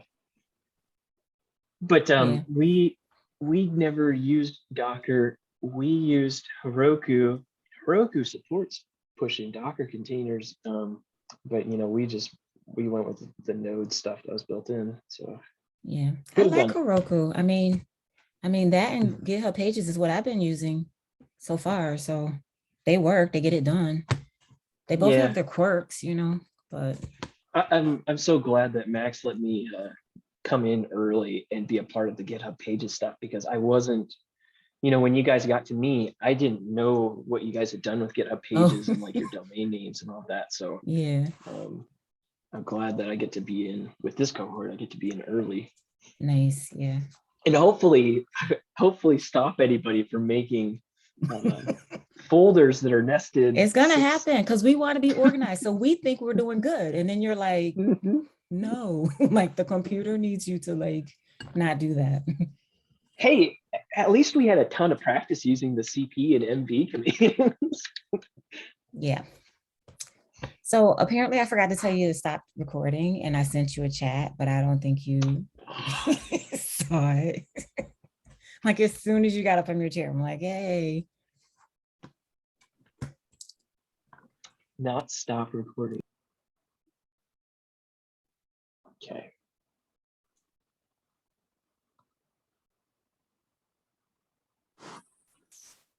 Hey, Nate, can you hear me? Hey, yes, I can.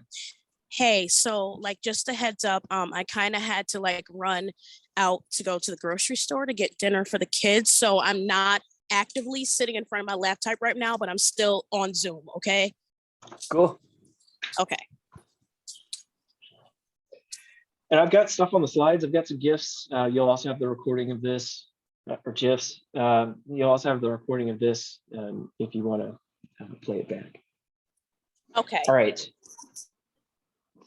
So where we all should be at right now is I should be able to go through each of these links, and I'm just going to pick on Christy. And we'll see that Christy has uploaded her portfolio code. So we should all be at the point where we've got our repo with our code dragged and dropped.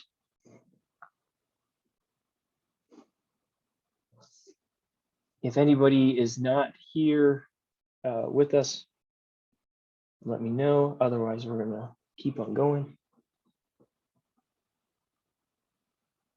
Now pick on a couple other people, pick on Wayne. Excellent.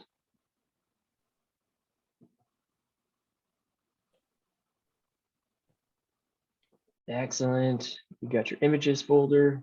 Perfect. Okay. Okay. Such clingy poopy.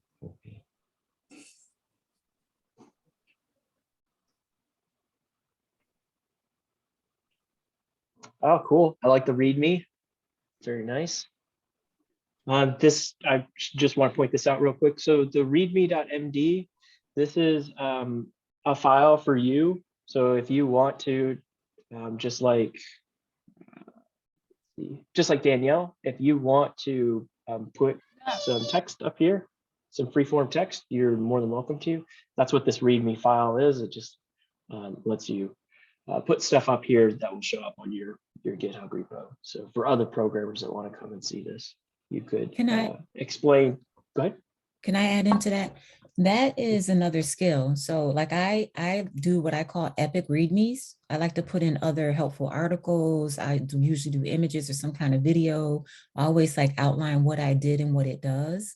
And what you use is Markdown, or is markup or Markdown language Markdown. for your readme.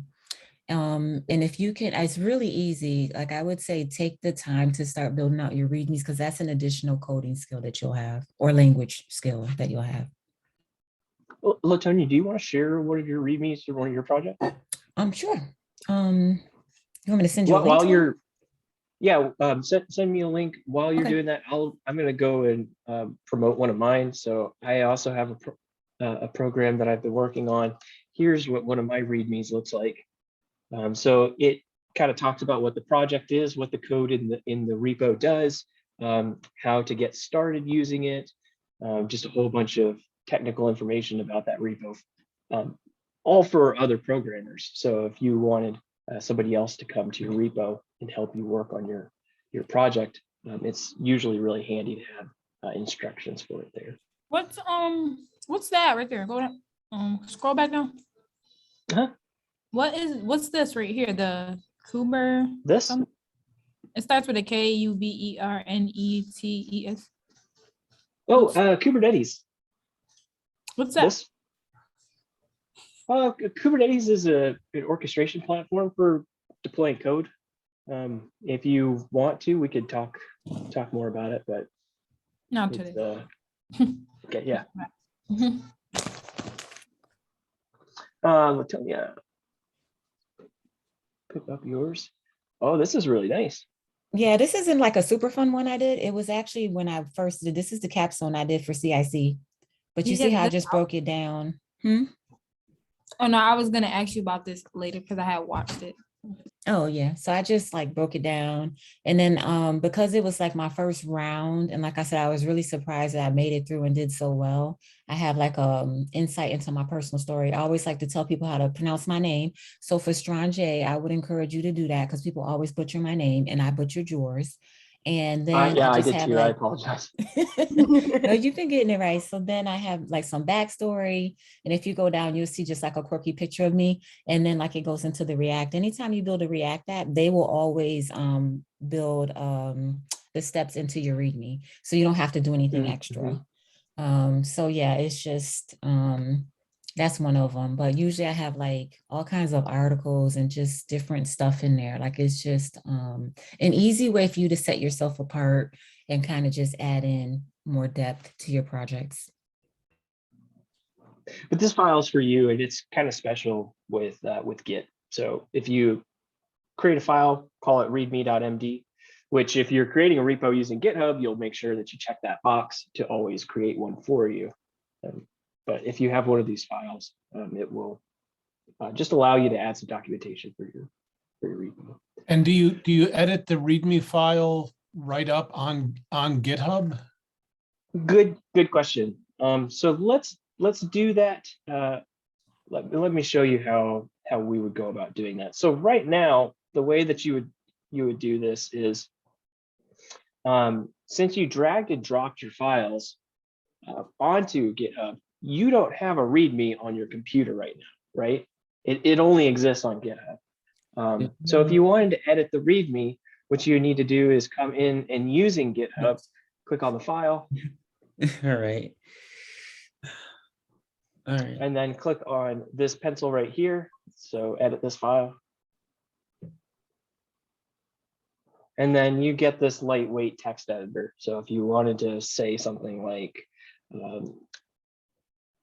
this is my portfolio website,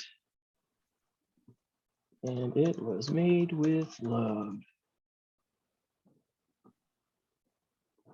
You can edit it right here. Again, you're going to be presented with a box to commit some changes. You just say what it is that you did. I updated my README. Click on commit changes. And you'll see that the text is updated. So if you wanted to change your README, that's how you would do it. Okay. Other questions?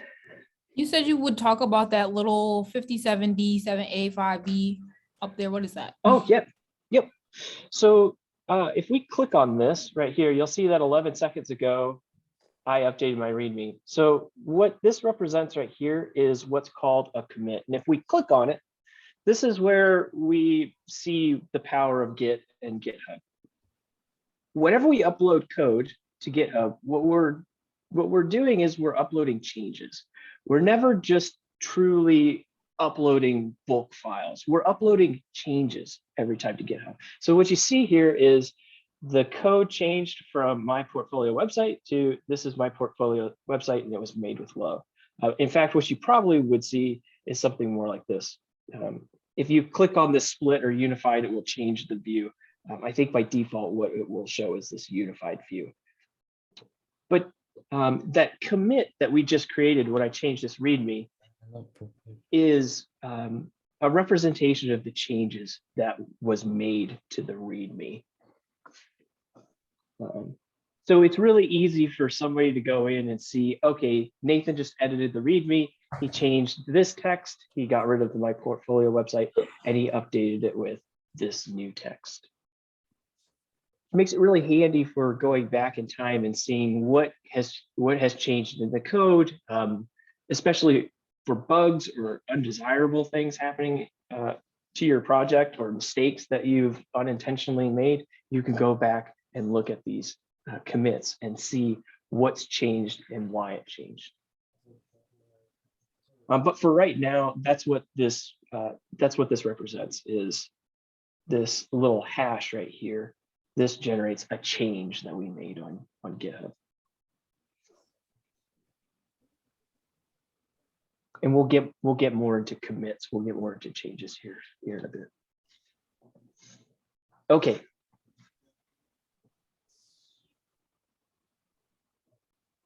I want to talk about visibility really quick, just in case you need to do this for your own projects. So notice how up here, there's a picture of a book right there. This icon shows up when a repo is public. This icon means that everybody can see your code. And that may or may not be a good thing for this portfolio website, because you're going to put it on the internet. It's perfectly fine for your repo to be public. But let's say that you are working on like a new algorithm or a new product or something that you didn't necessarily want everybody to see. You only wanted a few select people to see, or maybe you just wanted to take the time to work on it in private without other folks looking at your code. If you wanted to take your repo and make it private, please don't do that for your portfolio website. But if you wanted to do this, you would go into settings, and then down at the bottom where the delete button was, you could change the repo to be private. So if we click on this, we could change the repo to be private, to be hidden. And then at that point, no one could see the code except for you, and you could invite people that you wanted to have work on this with you.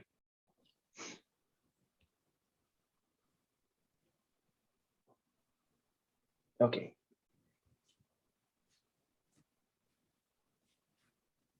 So why are we going through all of this stuff with Git? I don't know how many people here have young kids, but if you have kids like mine, they can do things like spill drinks on your laptop. You can accidentally drop your MacBook getting in and out of the car, which happens far too often in my situation. You really don't want to have all of the code that you've been working on for weeks and weeks and weeks. You really don't want to have it all on your computer and lose it. So we're trying to get in the habit of taking our code, backing it up on GitHub, not only so we could share our code with others and others can see what we're doing, but also to protect and ensure ourselves from accidentally losing the code. So Nate, quick question. So is this something that like you suggest doing for like each project, you know what I mean, that we've had, just to kind of, you know, as a backup plan to just go ahead and back it up here? Yeah, if you've got other code that's really important to you that you've already written, yeah, create more repos and throw them in there. Okay. I know Max, and later on when we have the next DevOps week, I know that we're going to want to have a repo for your portfolio, which is what we're creating right now, and then we're going to want to have a repo for the capstone.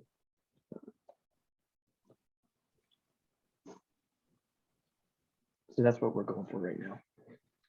Okay, so I've shown you one way of using Git, which is through drag and drop. Feel free to use the drag and drop method, but I want to show you a slightly better way of doing it. And this is going to be through using a dedicated program called Sourcetree. So if everyone could please go to this link, I'll paste it in chat, and download the Mac app for this. So we're trying to download the Sourcetree app.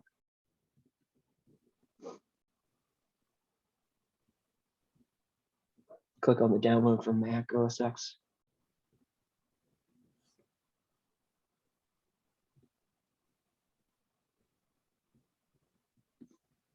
And install this.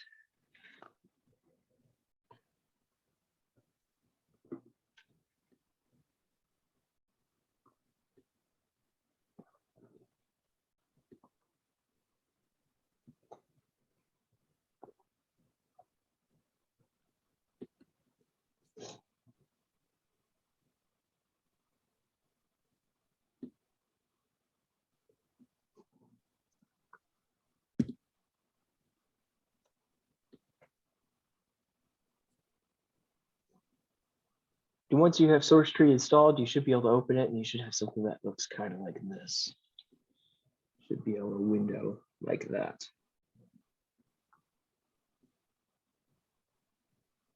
Or sorry, before you get to that, you're going to see a screen that looks like this. So just let me know whenever you hit this account page or this preferences page. I'm on that page now. Is there a certain thing that we put in? Yeah, will you share your screen really quick? Let me stop sharing mine.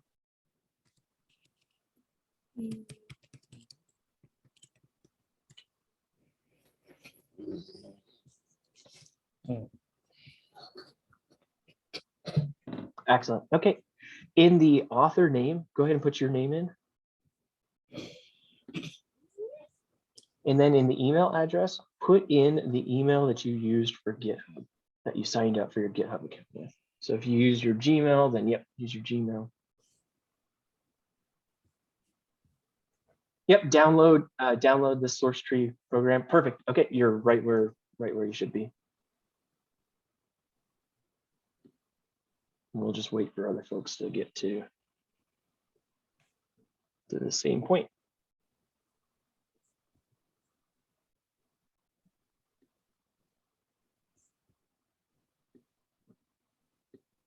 Did you say to check the checkbox for set global author details? Yes, please check that box, enter your name, and then enter the email that you use for GitHub.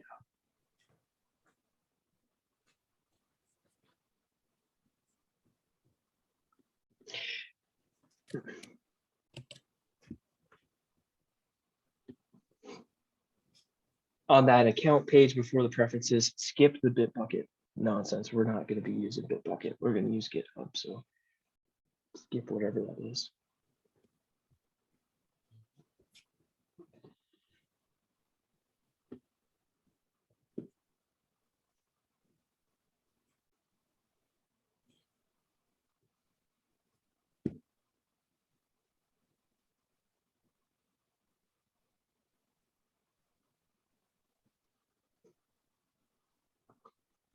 While we're all getting Sourcetree installed, what we're trying to do is we're trying to install Sourcetree so that we can more easily create commits. One of the things that was brought up before was, I think Doug, you brought this up, when you accidentally brought over the folder instead of bringing just the flat list of files from your portfolio. When you do something more complicated, when you are working with Git and you're adding files to your repo, that drag and drop doesn't work too well. And you'll see that here in a second. Sourcetree is a bit more powerful and lets you do a bit more with it. So you can still use the drag and drop method if you want to add files to GitHub, but we're going to try to use Sourcetree a bit more just because it is a bit more flexible.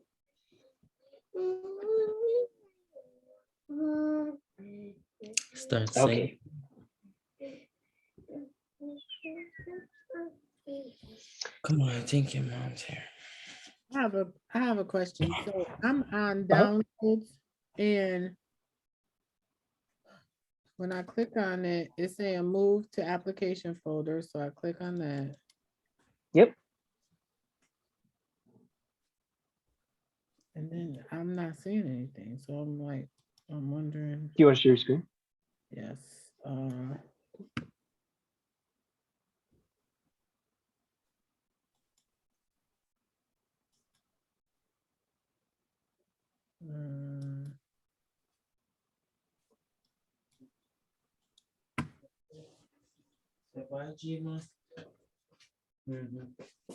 So, Okay, so did you drag that to applications? Yep, great.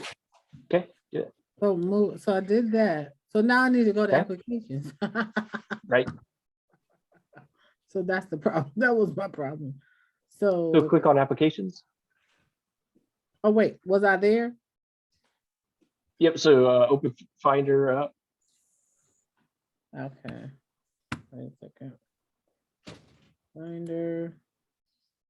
And then go to applications. Then scroll down. Sourcetree, there you go. Yep, double click that. Yep, okay, so I think you already have it open. Where? That's what I'm not. Yeah, that's a good question. Go down to your doc. And over, where that pops up. There you go. Yep, go over, see, yep, one more. There you, no, that's downloads. This one. Yeah, if you click on Sourcetree, does it, yep. Just go ahead and right click on that icon and hit quit. Okay, and then let's go back to applications and, oh, it doesn't want to quit. That's the problem. So I think it's hung.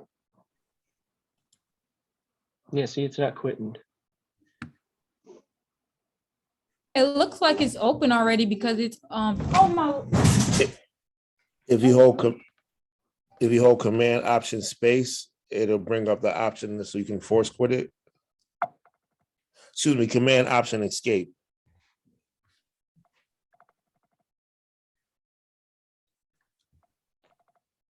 I was just making a lot of noise. Wow, I don't know what I did. What's the options?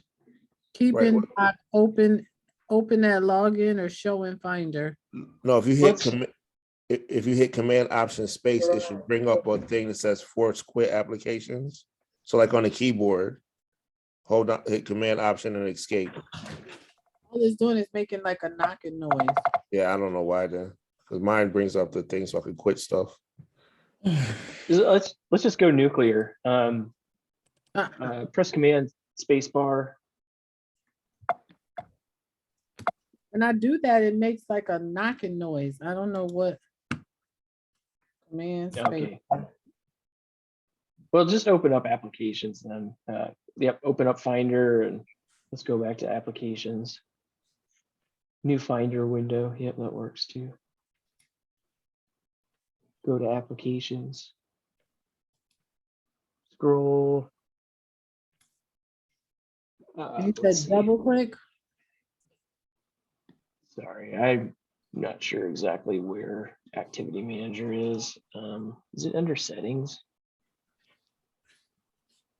I Does know anybody sometimes when we download things, we have to go in and drag them over and If you hit Command space to open Spotlight, just type in activity monitor okay, command. space, and then There type you go. Yep. activity monitor.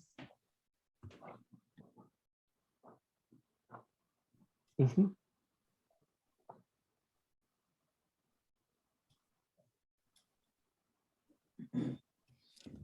Should this one? If you start typing source, it should take you to it. SO. Yep. Oh. SO. Probably have to type it in the search box because if not, it's probably going to keep switching each time you hit letter. Okay, I am. There you go. Nice. Okay. Just close this window right here. Yep. Quit. Hit quit. Force quit. Perfect. All right. Now we can close this. Oh my goodness. What did I break? Yeah. And then Yeah, we double click on Sourcetree to open it back up. There we go. All right. So hit continue. We're not gonna create a don't Bitbucket hit account. continue. All right. Okay, gotcha. Wait. Set global? No. Yes, check that, please. Enter your name. Yep.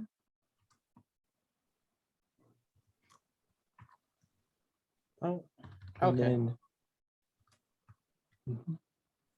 And the email that I use. Right.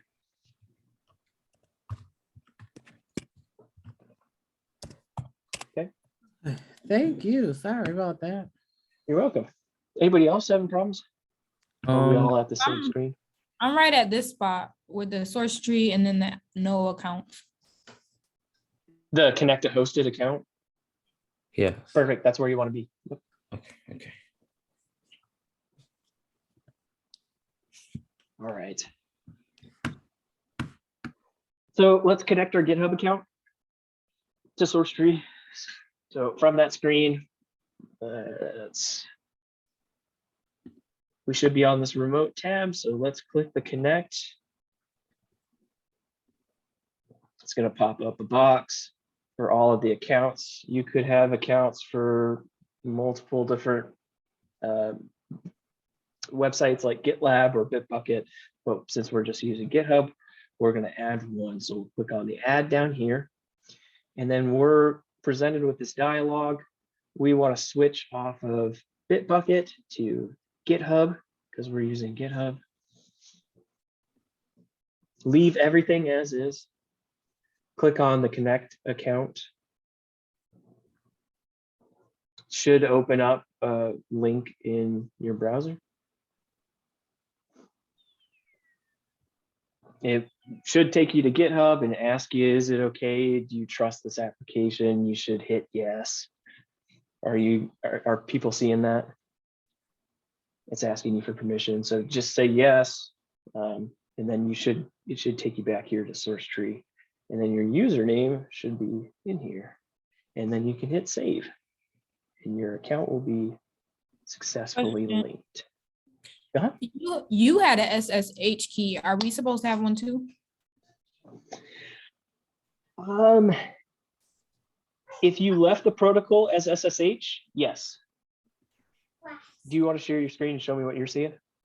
It's just okay. 1 second.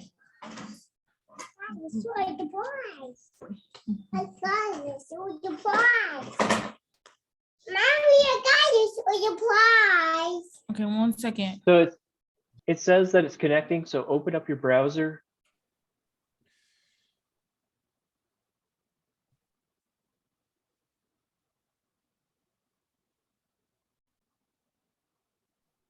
Okay. So let's go back to Sourcetree. Hit cancel here for a second. All right, now let's go back and hit add. Yep. Switch to GitHub. Connect account. Leave it on OAuth. Yep.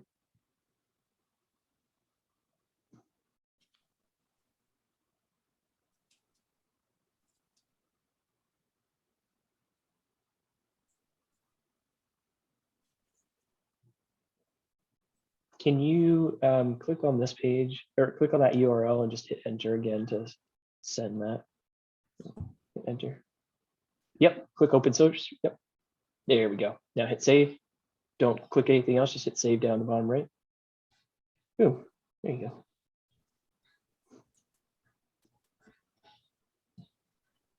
Okay. Does that SSH warning matter? Because I have the same Are thing. other people, so you've got an SSH, you've got a little indicator right here for SSH. Yeah, it says no key pair. Please edit this account to regenerate. Will you share your screen? I think this is something that I just didn't run into on mine. I don't know if I got the right screen. Yeah, we see your Finder window. All right, we'll try different. Desktop 2. All right. Oh, and where did it go? Okay. Sourcetree. There we go. Accounts. Yep, there it is. And when you hover over it, what does it say? So something about no key pair. Please edit this account to regenerate. Okay, hit the edit button down in the bottom left. Let's hit generate key. And then don't enter anything for the passphrase, just hit create. And hit save. All right. Thank you. So if anybody, yep, if anybody else is getting that same indicator, please do the same thing. Yeah, that fixed my problem. Go again. Okay, great. I have a question. This is Danielle. I never, Yep. Do you mind if I share my screen? It's not allowing me to save or finding my account. Sure, Yeah. yeah, please do.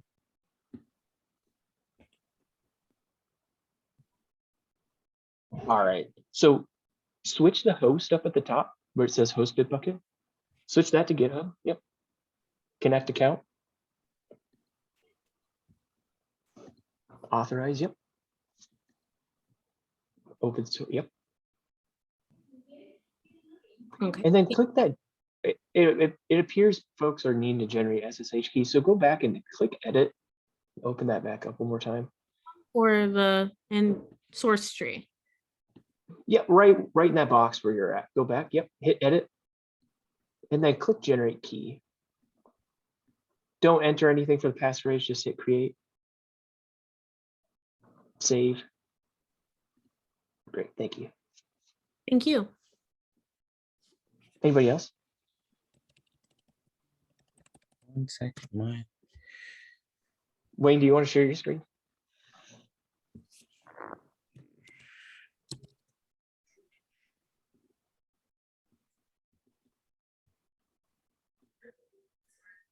Oh, Sourcetree just died on you. Okay. Nice. So, yep, accounts. Great. Add. Yep. Switch. Yep.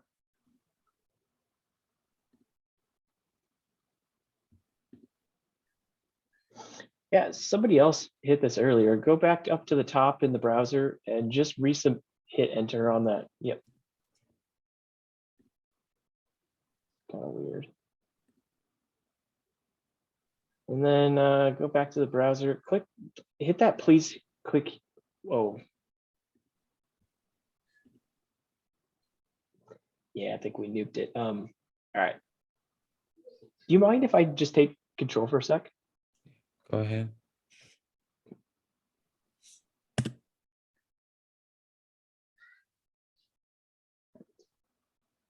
Let's kill this.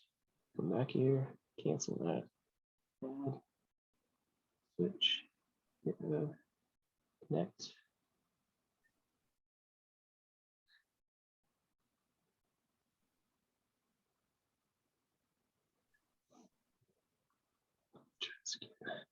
Yeah. Connect.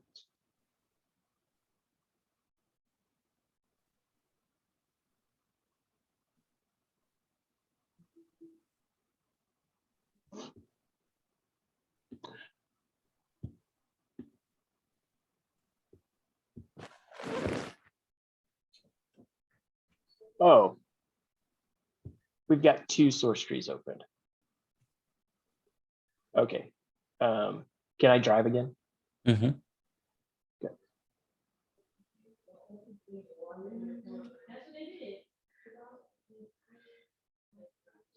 I think you're all set now. All right, thank you. Yep. 1 second. Let me click on the remote tab. There you go. All right. Let me go back to share my screen. Anybody else? Excuse me, Nate. Yep. Did that mean that everyone who got that message had two screens open, or was it just for him? I think it was just for him. You should only Okay. have one source tree window open.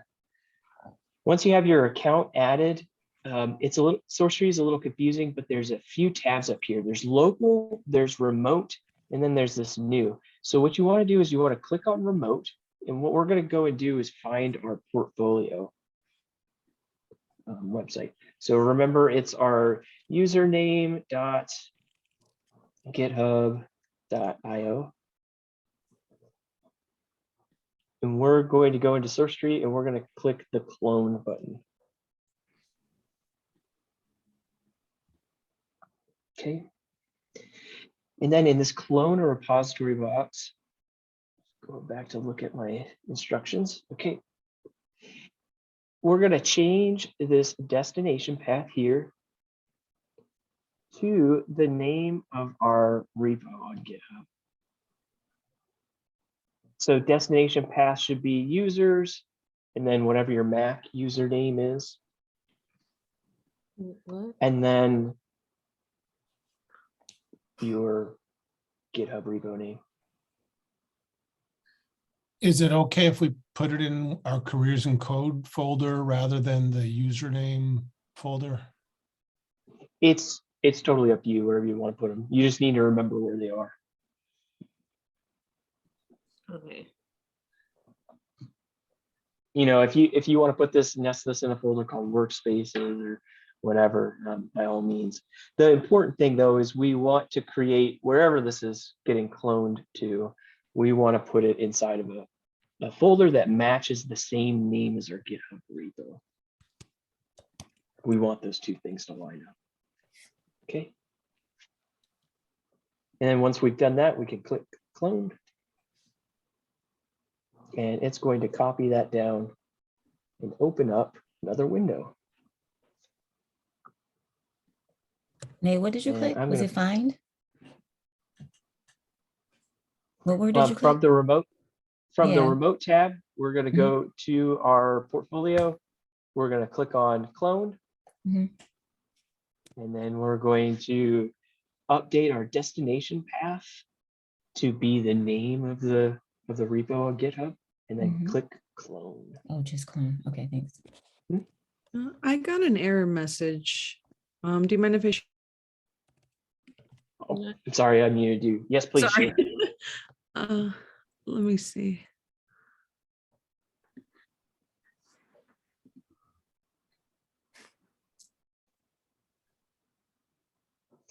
Repository github.io.get not found.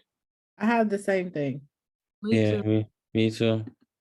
Everybody's getting the same error. Yes. Mhm. Okay. It said repository moved or deleted.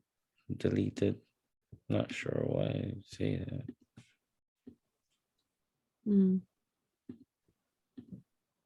For user git on host github.com, password is required. Yeah, I have both of those, but mine says couldn't, something about a spawn error too. Yeah, that's what mine say. I'm not getting an error, but I am getting the password required. Password required, okay.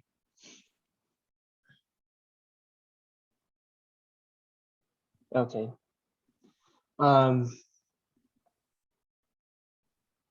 So we need to go back and change our account setup then. And I think what we'll probably try to do is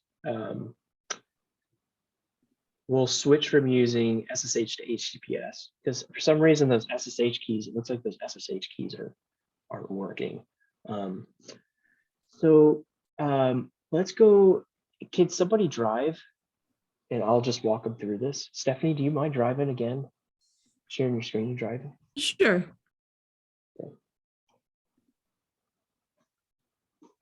Okay, so go ahead and close this window.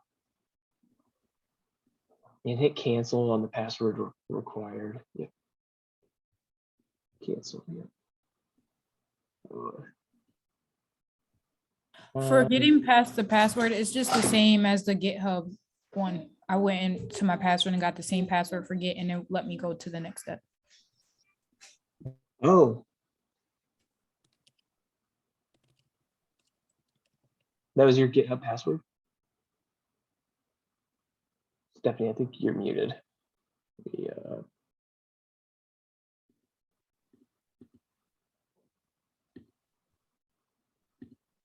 There we go. Sorry. Okay. So yeah, I entered my password and it brought me to this now. So if you double click on that GSUNES, yeah, if you double click on that, let's hit cancel. On the right, if you click, let me actually just take over control real quick. Mm-hmm.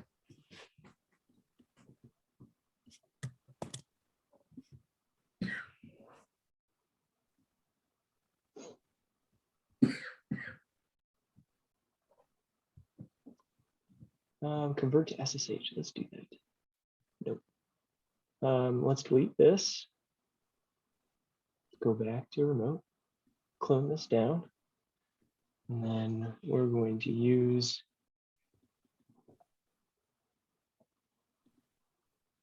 this. Place that in here. Hit clone. There we go. And it's saying that it's not found. Okay, let's delete that. Delete. Back to remote.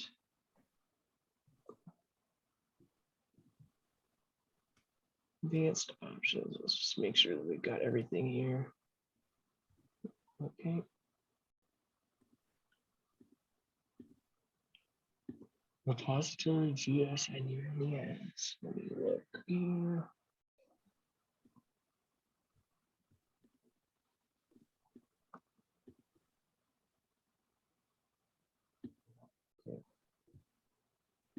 I think Sourcetree is getting upset about the .git at the end. So let's clone, but let's also take off the .git. Clone. Nope, still upset. Okay. So Stephanie, can you open up your browser? Yeah. And go to github.com. Okay, actually, hold on. Cool. And top right, click on your profile and go to on the GitHub page. Yep, exactly. Click that. Go to your profile. Oh, sorry, wrong one. Click on your profile link up in the top right. Yep. Go down to bottom at settings. And then over on the left, see where it says SSH and GPG keys down under, like midway on the screen. Now it's at the top. Yep, Yeah. SSH, click on that. There are no SSH keys associated with your. Okay, click new SSH key. Yep. All right, for the title, just say MacBook. Okay, and then in the key box, click in there. All right, go back to Sourcetree.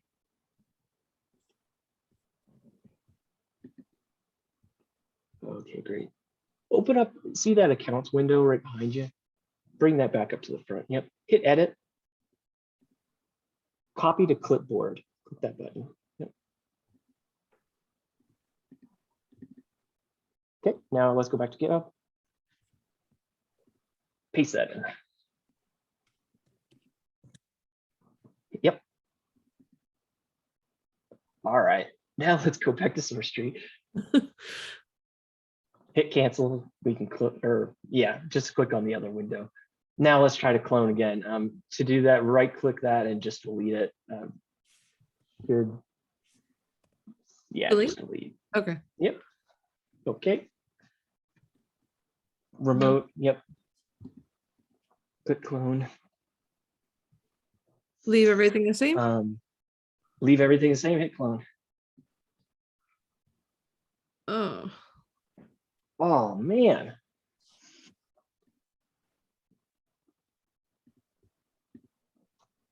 It's because it's using git at github.com, and what we want to use is your account. Hit close. Thank you guys for your patience. Apologize for hitting the snag with Sourcetree. Right click on, actually, let me take control. Okay. Let's convert this to SSH.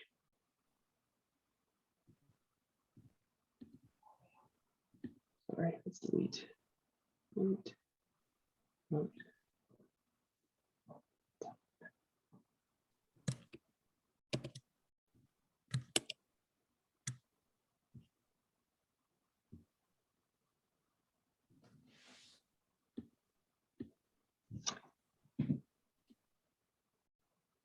Yes, and I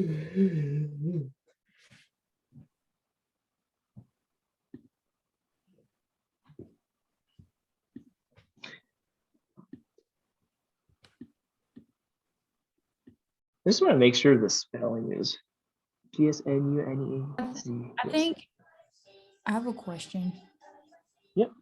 So I was just messing around and I went back and I changed my SSA to HTTP and I got stuff.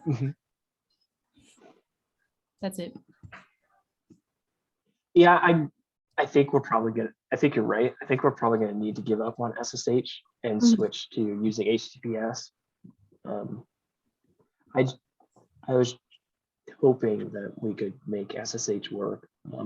Let's switch this over to use HTTPS. So we'll click GitHub.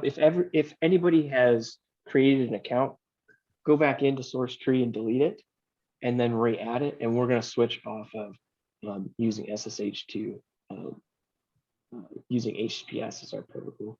So we'll switch the box up here to GitHub, and then we'll click the connect account again.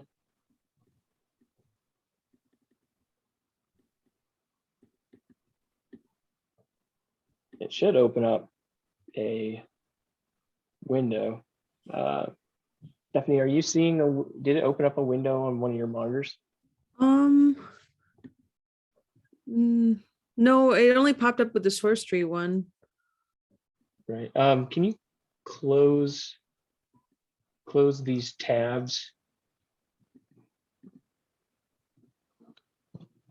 It's kind of weird how Sourcetree tries to open up your browser and it can kind of get confused and open up a different one that's not visible. So you can close this GitHub. Yep. Close this one too? Yep, close that one. Click the, oh, it's already connected. Great. So just hit save. Okay. Okay, cool. Now let's go back to Sourcetree. And then we can right click that and just delete that. Yep. Go to remote. Yep. Yep. Okay. Leave everything. And don't forget to change that destination path to gsnunez.github.io. Okay, clone. Yep. Hey. Okay, great. Thank you guys for bearing with us. I was hoping we could get SSH to work, and I'll probably do some digging on that later. But for now, we'll switch to HTTPS. And if you didn't get HTTPS working today, that's totally fine. We'll work on it more tomorrow because we're kind of running out of time for tonight. But tomorrow we're going to dig in some more into Sourcetree. For the folks that have it, great. If you didn't, no worries. We'll catch up on it tomorrow. The homework for tonight is something that I think everybody's already done. If you've got your repo in that GitHub portfolio links doc, then you're good to go. I just want to make sure that we're all leaving here tonight and we've all got our portfolio code at least uploaded to GitHub. So if our MacBooks spontaneously combust, nobody's going to lose their portfolio code. I think everybody's on that spreadsheet, so I think we're all good. Okay. Any comments, questions? Yep, quick question. Destination path after that backslash, it should say what? Sorry. When you're cloning the Yeah. repo, Mhm. let me share my screen and show you. Oops.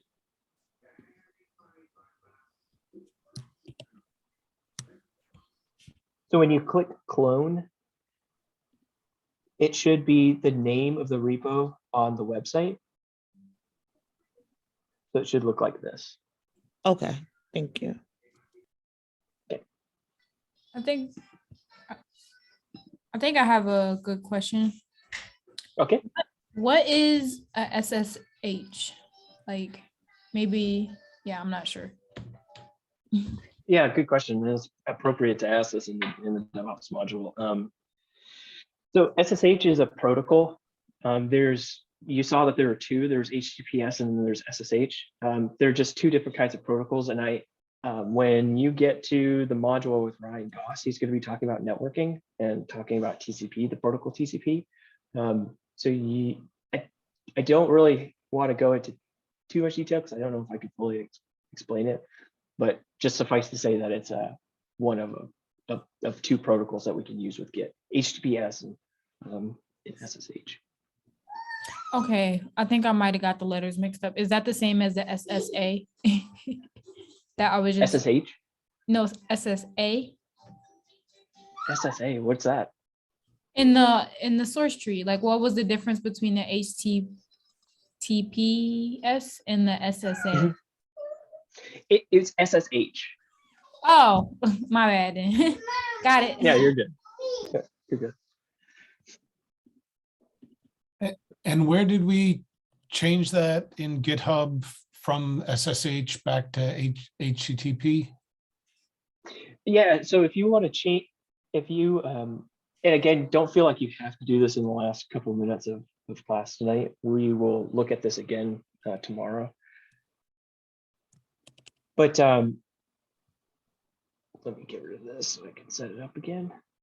Click on remote, go to clone, or sorry, so go into accounts, which you can get to from right here. Click on accounts. And then if you've got SSH there, in order to switch it to HTTP, you would go in here, switch the protocol from SSH to HTTPS. You're going to have to reconnect your account.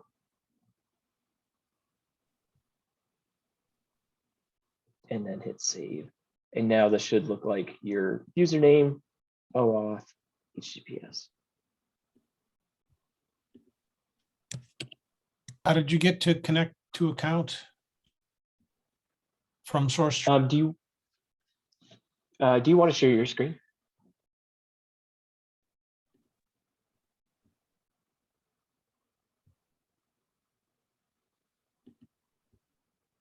Oh, you're already on HTTPS. You're good.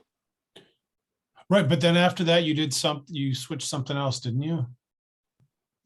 No, if you're set at HTTPS there in the account, you're good. So now you can go back to Sourcetree and then, oh wow, you've got a bunch of repos. Cool. So dougmr.github.io, you can click that clone. Yep. So we're cloning down that, and then wherever you want to put that.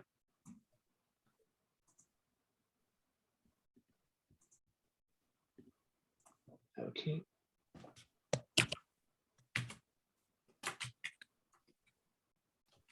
Is it? Yep. Is, oh, Is that it? That looks good to me.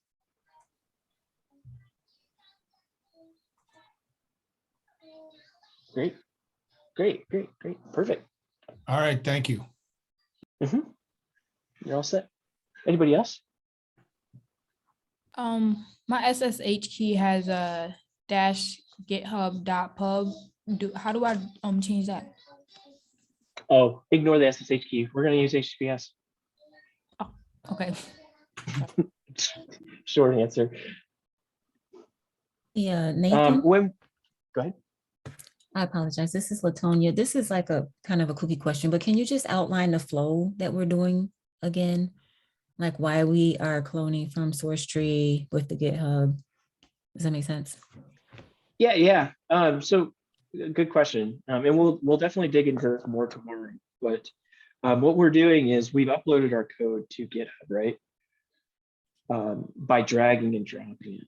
What we're going to do with Sourcetree is we're going to then take the code that we uploaded on GitHub and we're going to bring it down to our machine. And we're going to use Sourcetree to update our code.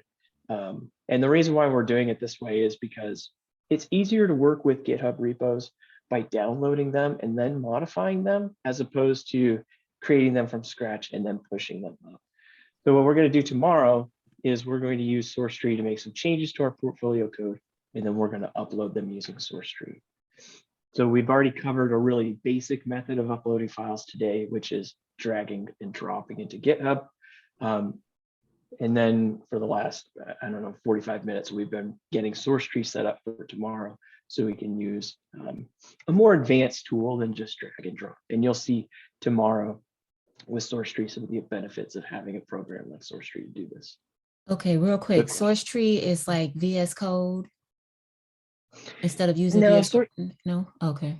Oh yeah. I think didn't you guys use like one of the plugins for VS Code to do commits and push and all that? Yeah, we use VS Code for our stuff. I think we started with the and we were using the GitHub desktop stuff. But I was just in my head, I thought Sourcetree was another version of GitHub. But what it sounds like you're saying is that we're using it is like a text editor, I guess. It's like a VS. No. Sourcetree isn't going to be a text editor. Think of it more as GitHub desktop. If you've used GitHub desktop before, it's the same thing except it's made by Atlassian, the guys that do Bitbucket. Oh, okay, thanks. And we'll get more into that tomorrow. Okay, any other questions? Technically we have 10 more minutes. Is it possible on your GitHub account? Because I made mine a while back before I knew what I was doing, and I have a bunch of projects up there that I didn't really understand uploading and pushing and all that. Is there a way to make a folder and or even if I just wanted to make a folder for all my careers in code projects or a folder for all my old projects to keep them apart? Yeah, that's a good question. Unfortunately, GitHub doesn't have nesting like that. Everything is flat. So it's your username, then the project, right? That's it. There is no more depth that can kind of be tacked onto it. So you can't like make a repo that contains a bunch of other repos. Technically you can, but it's really weird. It uses and you something can't even just like a browsing tool for how you see your repos. Like you can't organize them. I think the best way, if you just want to save the code, the best way to do it would probably be to make one repo and then move all of the other projects, all the other code into that one repo as folders. So you would have one repo on GitHub, but that one repo would contain a bunch of different folders that had all the code from your other projects. But no, there's no way on GitHub to just combine a bunch of repos into like a folder. GitHub doesn't have that, unfortunately. Okay, thanks. So developers have been working for a really long time, and if they have like 100 different projects they put up there, they just have a big scrolling list. Well, did you guys see I've worked on GitHub for a little while. Like if I open up Sourcetree, and I go to my clone and I don't have anything in my filter, I mean, I've got a bunch of repos. So it's kind of ugly. So yeah, I have to use that filter box in order to filter down to the repo that I want. Yeah, it's unfortunately it's all a flat list on GitHub. It doesn't really offer any kind of like nesting or hierarchies beyond that. Okay, thanks. Yeah, you're welcome.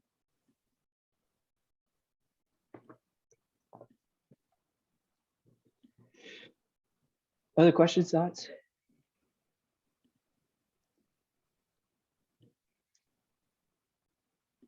Cool. Well, thank you all for being here. I will see everybody tomorrow. If you have any questions, feel free to throw them my way in Slack or Latonia's way in Slack. And tomorrow we'll dig more into Sourcetree and some more DevOps stuff. I'm really excited to show you guys some more.